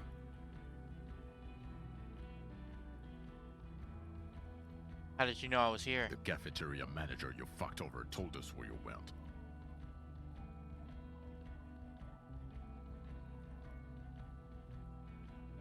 I understand. Okay, Gart told you. And people on the street helped us too, with your whereabouts. You're a legend among the drunks, Harry. A legendary local drunk.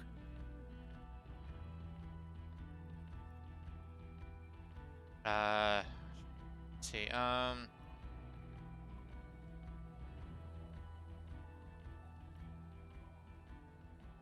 where have you been all this time? There was a mercenary tribunal. God damn it, Harry. Shifts his weight, crosses his arms, and looks you in the eye. You told us to fuck off. You said we're cramping your style. Your detective god. Fuck everything. All we burn. Detect or die. Do you let me face a squad of trained killers alone just to teach me a lesson? It wasn't like that. Fuck you, Harry. We didn't know there was gonna be a tribunal, did we?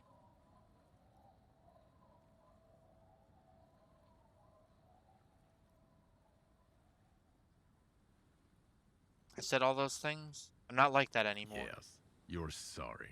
You're the sorriest cop who ever lived. Nothing has changed, Harry. I've heard this repentance shit a million times over. Mentioned a task force. Yeah. Major Crimes Unit. Under Lieutenant Dubois and Vicomar. Ring any bells? Refresh my memory. Who else is in it? Refresh your memory? It's a goddamn Major Crimes Unit. There's you, me, Jude, Tron fucking Heidelstown, and Guillaume Baby. I'm technically just a civilian advisor. Oh, fuck you. You're part of this shit show. Okay, so what does the unit do? It's a Major Crimes Unit. We clear the desk of cases so Precinct 41 doesn't look like the worst station in town. We are shit tier now, Harry. Because of you. The 41st isn't... Trails off, not wishing to finish the sentence. None of this was ringing any bells. The bells aren't ringing because you have brain damage. Trant, this is where you come in. How bad is it? Well, he doesn't have visible tremors, he talks without slurring, he can drive a boat, he's standing, reasoning. All good signs, but complete retrograde amnesia, episodic and semantic. Meaning, you forgot both who you are and the definitions of money, Isola, pal, and so on. As displayed in the station call, our interactions with him, and I don't want to be a snitch, but also mine with him before when Harry did not seem to know who I was. It's all very interesting. Interesting? Yes, interesting. I have my theories, but I would like to hear Harry's thoughts first. Harry, what do you think happened to you? Neurologically, psychologically, and why not socioeconomically? Anomaly in the church. I'm a highly experimental detective. Something so sad happened to me that it couldn't be me anymore. It was a defense mechanism. Psychotraumatic amnesia, Trant? I can go for that. Shit kid is a broken man. Always has been. Who isn't? I know I am. But you know what? I keep my shit together. Also, I know a person can't wipe their own mind, however traumatic it gets. That doesn't happen. You're lying, or insane, or both. But Detective Vigmer, he has blanked out before. I have? Yes, a couple of times. After some of the more serious benders. One was after the two drunks case, the other when we looked into that mural. Interesting. So at first he dipped his toes into it, prepared. That's where he would have gotten the idea, yes. Practice. And then he used alcohol to get there, so to speak. What do you mean? Well, here's my theory. What if this is an absolutely normal reaction to the world we're living in? What if this is not a significant anomaly at all? Something to be explained, approached as a defect? Look at the sensory input here. Look at the ruins, the neon. Listen to the radio, the multitudes, the people. Live here for 40 years. As a police detective, he's like a magnetic reader on the world tape, to borrow a known metaphor. Harry's been pushed flat against it. Total input. Hardwired to the free market. He just needed for it to end. Okay, Trent, thank you. That's absolutely meaningless. I'm glad we brought you. Will he or will he not be able to work in the major crimes unit? Is he a cretin now? I want to know that. He's not a cretin, and he is able to do work. If not in his previous leadership role, then as a line detective.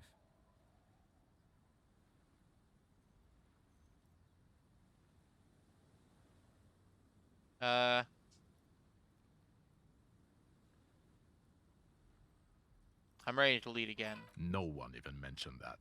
I misphrased my question. It should have been, is he able to put his clothes on and use the body? Or do we need to get him on a disability pension? Well, now? Now, nothing. Now we're just going to stand here. Okay, I'll just stand there. Yeah. Just stand there. It's cool. Really? No. Now we discuss that. What the fuck did you do to a motor carriage? Why is it there, Harry? I drove it into the ocean when I was drunk. Ah, so refreshing. He just admits it. Thank you for your honesty. Thank you for destroying 45,000 real of police property that's coming out of everyone's payslip. It doesn't matter.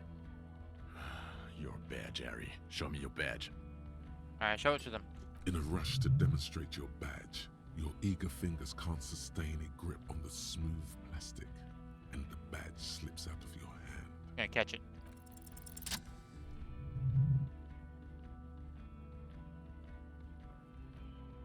Not today, badge. Hell yeah. Behold, my badge. And your gun? Yeah, I was unimpressed by the piece of plastic in your As hand. if having your badge and gun are natural states. Of course, my gun is right here. He has it. And he didn't drop it. You're drunk like a bum, Harry. Put that thing away before you kill someone. Quit drinking, forever. It's only me in this boring hellhole now. I don't buy it. Why do you smell like a corpse then, huh? He's wounded. It's been a long week, and he's handled an actual corpse.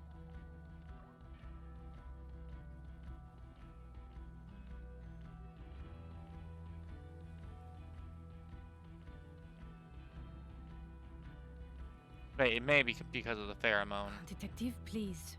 Don't start talking about your pheromone again. This is serious. If you don't... Then you'll be fired. This is a hearing. Toughen up.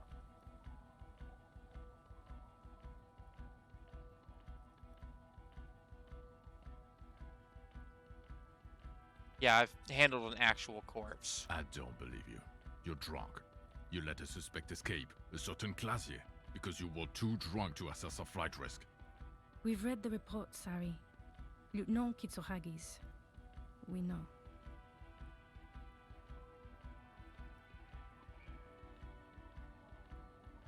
Uh,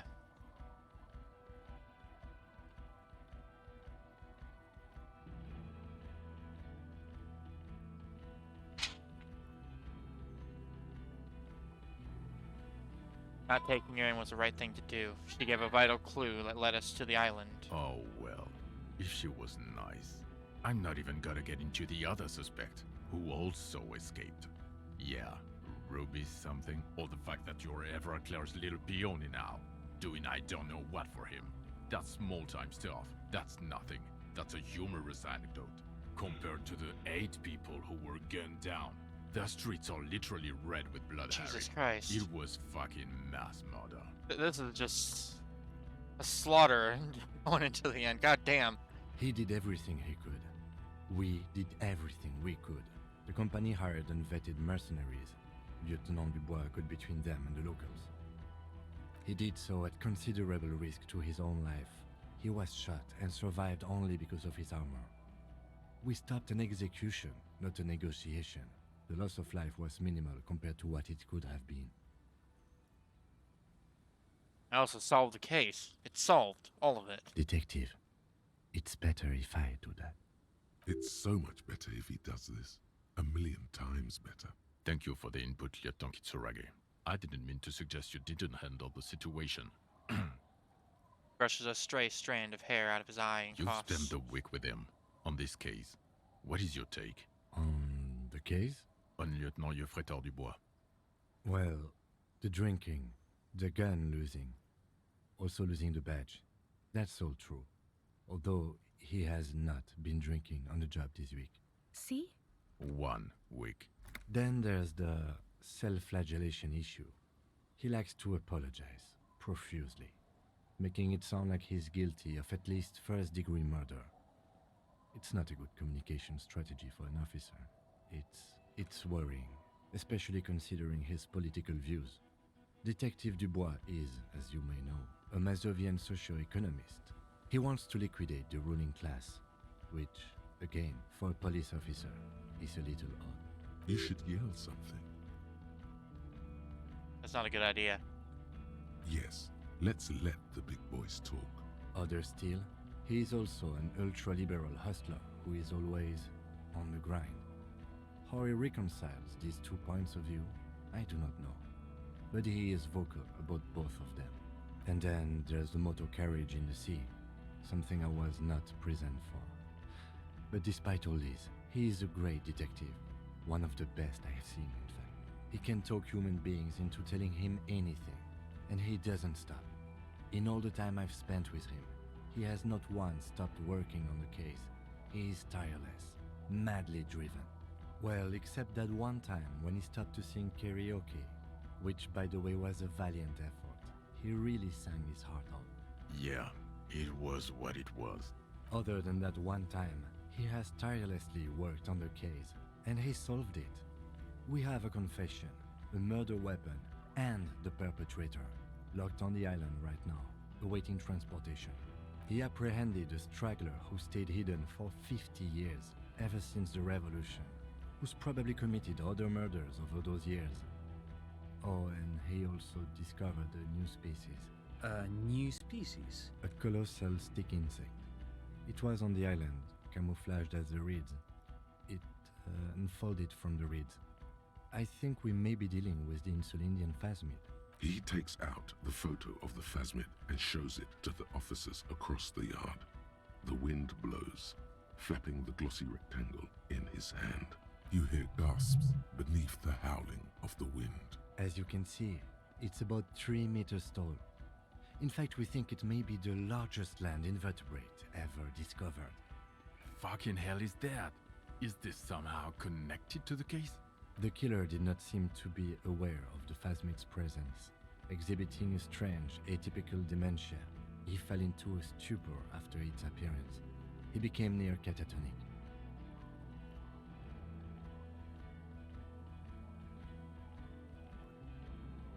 Well, actually, the phasmid may have contributed to his mental state in some way over the years. So it is connected. I must say this. is absolutely extraordinary. I don't even have words for it. Yes, it really does make it hard to fire the drunk. His tired eyes follow the photo as the lieutenant puts it away. Now you make your case. Now is the time. Now or never.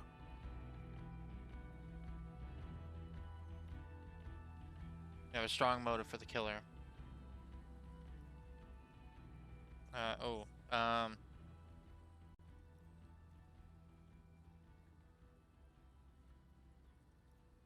Lilianovich. A revolutionary matronym. And straight to the point. Of course, excuse me, I just thought it was noteworthy. He wasn't quite sure about the straggler before he heard this detail. It must have convinced him. Killed the mercenary in act of jealousy. Jealousy? I thought this Lilianovich was an old man. To have been hiding for 50 years. Like 70-something. A strange psychosexual fascination. The result of spending all this time in solitude on the islands of this bay. And trauma too. He himself gave a political reason. In his mind, he had killed an enemy combatant. Also, we have a sniper's nest with full view of the room in which the mercenary died, right on the island, and 2 officers on the scene that Mr. Dross confessed to. It's a clean win. Oh, it's way more than that.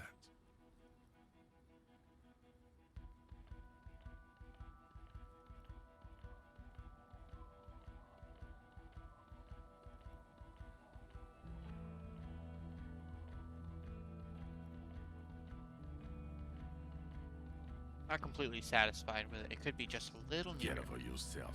You're not a perfectionist. You're a cop and you did a good job. With a lot of help from Lieutenant Kitsuragi. And none of this can hide the smell of booze on the wind. God damn it. Doesn't it ever leave? It is there. Like in your bones or something. It will pass. In time. Also a dead man on the boardwalk. Missing person I found. Yes. Fallen through a gap in a boardwalk. Drunk. How did you know I found him? The body was transported to Precinct 41, our morgue. I had Tilbrook and Mullins take care of funeral arrangements and family stuff. You're not the only cop in the world, Harry. This all comes back to us. Still, good work with the missing person, Detective. It's still a point for you. No denying it. I also looked into the mystery of the doomed commercial area. I don't know what a doomed commercial area is. A commercial building where all businesses go bankrupt. I looked into it. Why? That's not what you were supposed to do here. There was a possible witness in there, and it was close to the crime scene. He was just chasing a lead and ended up advising a local shopkeeper. It was okay. Of course. Call it community outreach, right? Dodged the bullet there. For a moment it seemed like you were just wasting time. What do you say? Want to take this hot ship back? I don't want to, but you discovered a new species and solved the murder. So I have to. Jude? Anything that ends the trial is okay with me. Agreed. The public relations potential of this is too valuable to let go. Okay. We have vehicles in the square, and the perpetrator needs to be taken into custody. Let's go. I have a few questions before we go. About who I am. The man looks westward, impatiently, jingling his car keys in his pocket. Who am I? Who are you? You're a gym teacher, Harry. What? Well, obviously you're not a gym teacher anymore, but before. Before you were a cop, you were a gym teacher in Coron. It's getting really cold outside. Should we maybe... That explains a lot. Harry, it explains everything.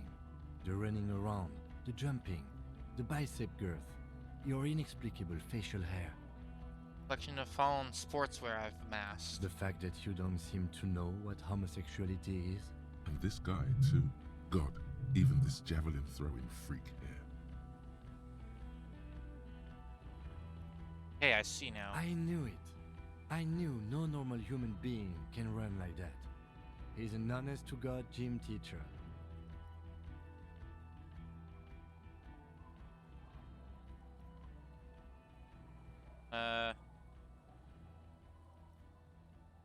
Oh, you do now, Kim. Well, First, I will go back to my station and write the most detailed report anyone has ever seen. It will have to be good to cover all these. Then I will have a serious talk with my captain. About what? Detective, we just stopped a small-scale war. Something is happening to Revachol. Pulls up his collar and looks around, the cold spring light reflected in the lenses of his glasses. I don't know what yet, but it's going to be a hard spring for the RCM. We need to get ready, infiltrate, investigate. Want to do that, Station 41? Talk to Captain Price?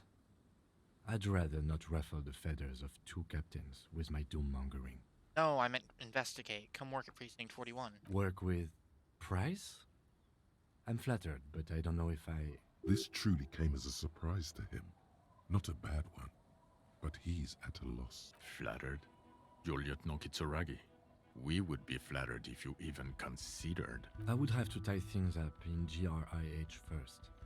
But, I mean, whatever is coming, Jamrock will be more central to it than the harbor. Lieutenant turns very serious all of a sudden. And we also have a huge caseload, Lieutenant. Piles that we need to get back to. Mountains, even. I do like the sound of that. He's really considering it. I'm ready. Fuck it, let's go. Trump brought his motor carriage. It's a 20-minute drive to Jamrock. Under the afternoon sky, the great district hums. A chessboard of wooden houses, 80,000 living souls, and chimney stacks. Fire traps as far as the eye can see. From Main Street to Precinct 41, to Boogie Street, forking into the snow-swept horizon. You close your eyes and hear the dogs bark. A lone woman sits by a factory window, dreaming of meteorite strikes. On Rue de Saint-Jérôme, a square bullet slides into a square-shaped chamber. In Old South, a man without eyelids smiles. Spring has come. It's time. Torsen? Yes. McLean? Yes. Heidelstein? Really? Nick Gottlieb looks up from the list. I hear he's unstable. You say that like it's a bad thing. Captain Potomny Price gestures with a ballpoint pen. It's dim in his office, and the curtains are drawn. Harry's our man. He'll pull through. When he does, he'll side with the people. Understood. Gottlieb returns to the list. Minnow? Of course. Wonderful. Then can we please just go back to Jamrock now?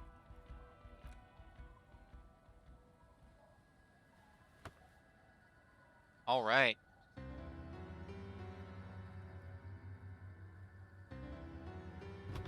Holy shit. I look like a fucking fool, but goddamn.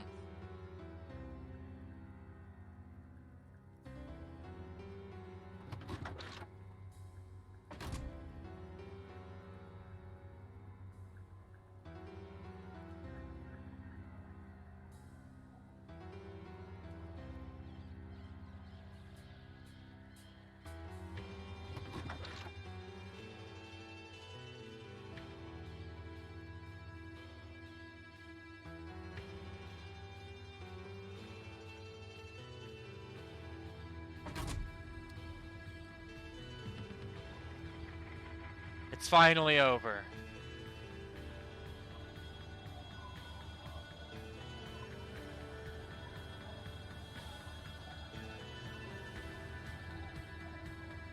And what a goddamn ending it was. Even if I had to run over about an hour to finish this. I'm glad I did. That way I can move on. Game has been actually really good. I'm gonna let the credits play through, and assuming that there's nothing else after, that will be it for the night.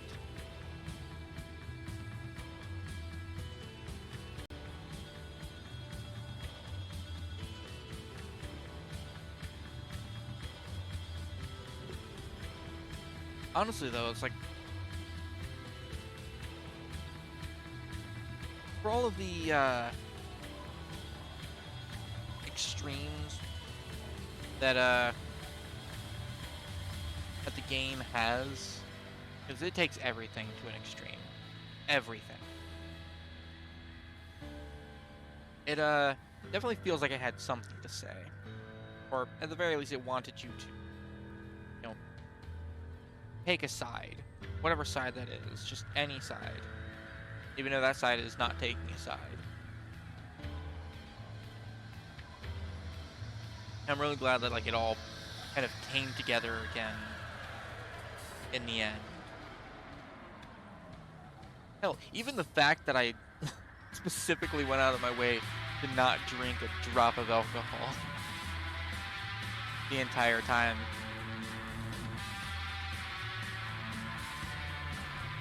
Good shit.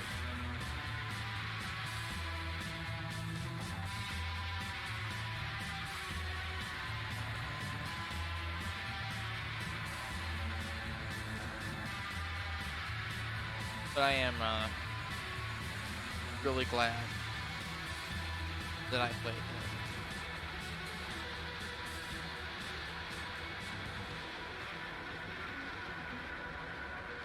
Was of course at the suggestion of Gizmo. But I'm thinking I'm gonna go for a classic series next.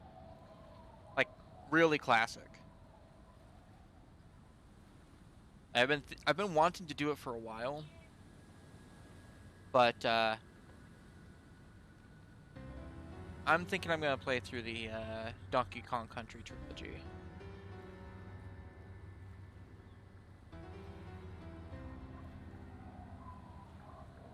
Oh, they've made plenty of new ones.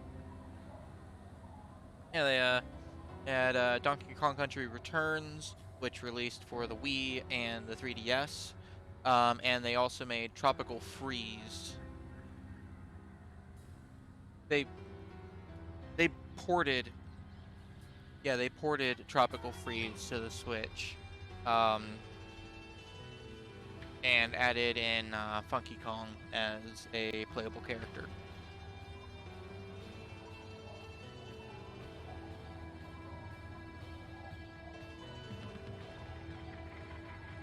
You know, the Donkey Kong Country trilogy, 1, 2, and 3, the original ones released on the Super Nintendo. So, it's been a long time since I've played them, but they are my childhood. I love those games so much, especially the second one. Right, there.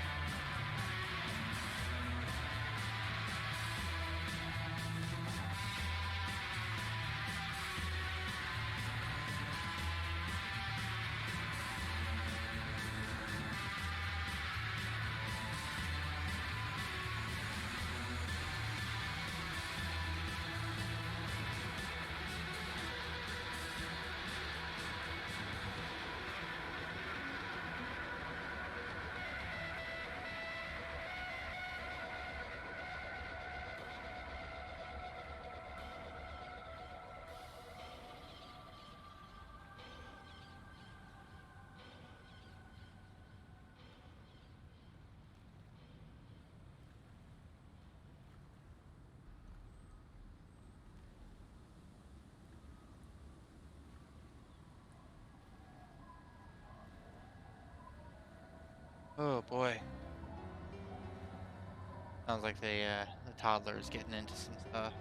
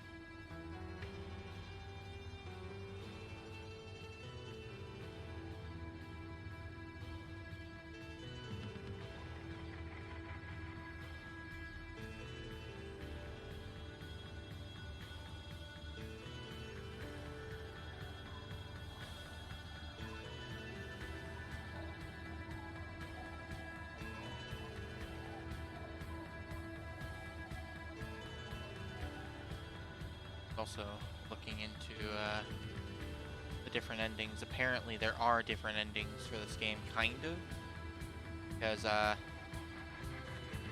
turns out that yeah, if I failed to warn him like during that last bit, then he would have actually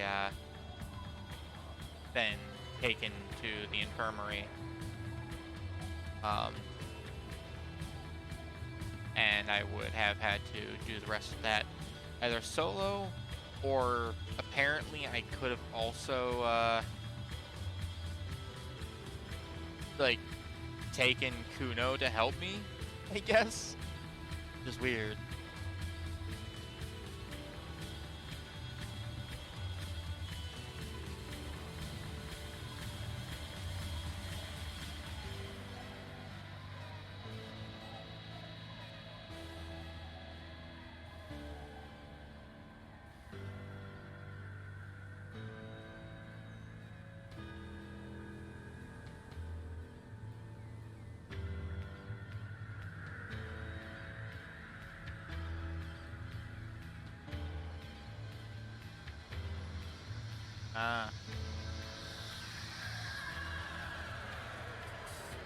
Yeah, so it's actually good, well, really good that I also didn't drink any alcohol as well. But, apparently, I could have also just internalized the wasteland of reality or whatever, and that would have technically worked because that's basically you sobering up. But just because I didn't even drink any alcohol, regardless of me internalizing that thought, I got a pass. The game though, and was really fucking good. I loved it. If you're still here, thank you for being here. Hope you have a wonderful night.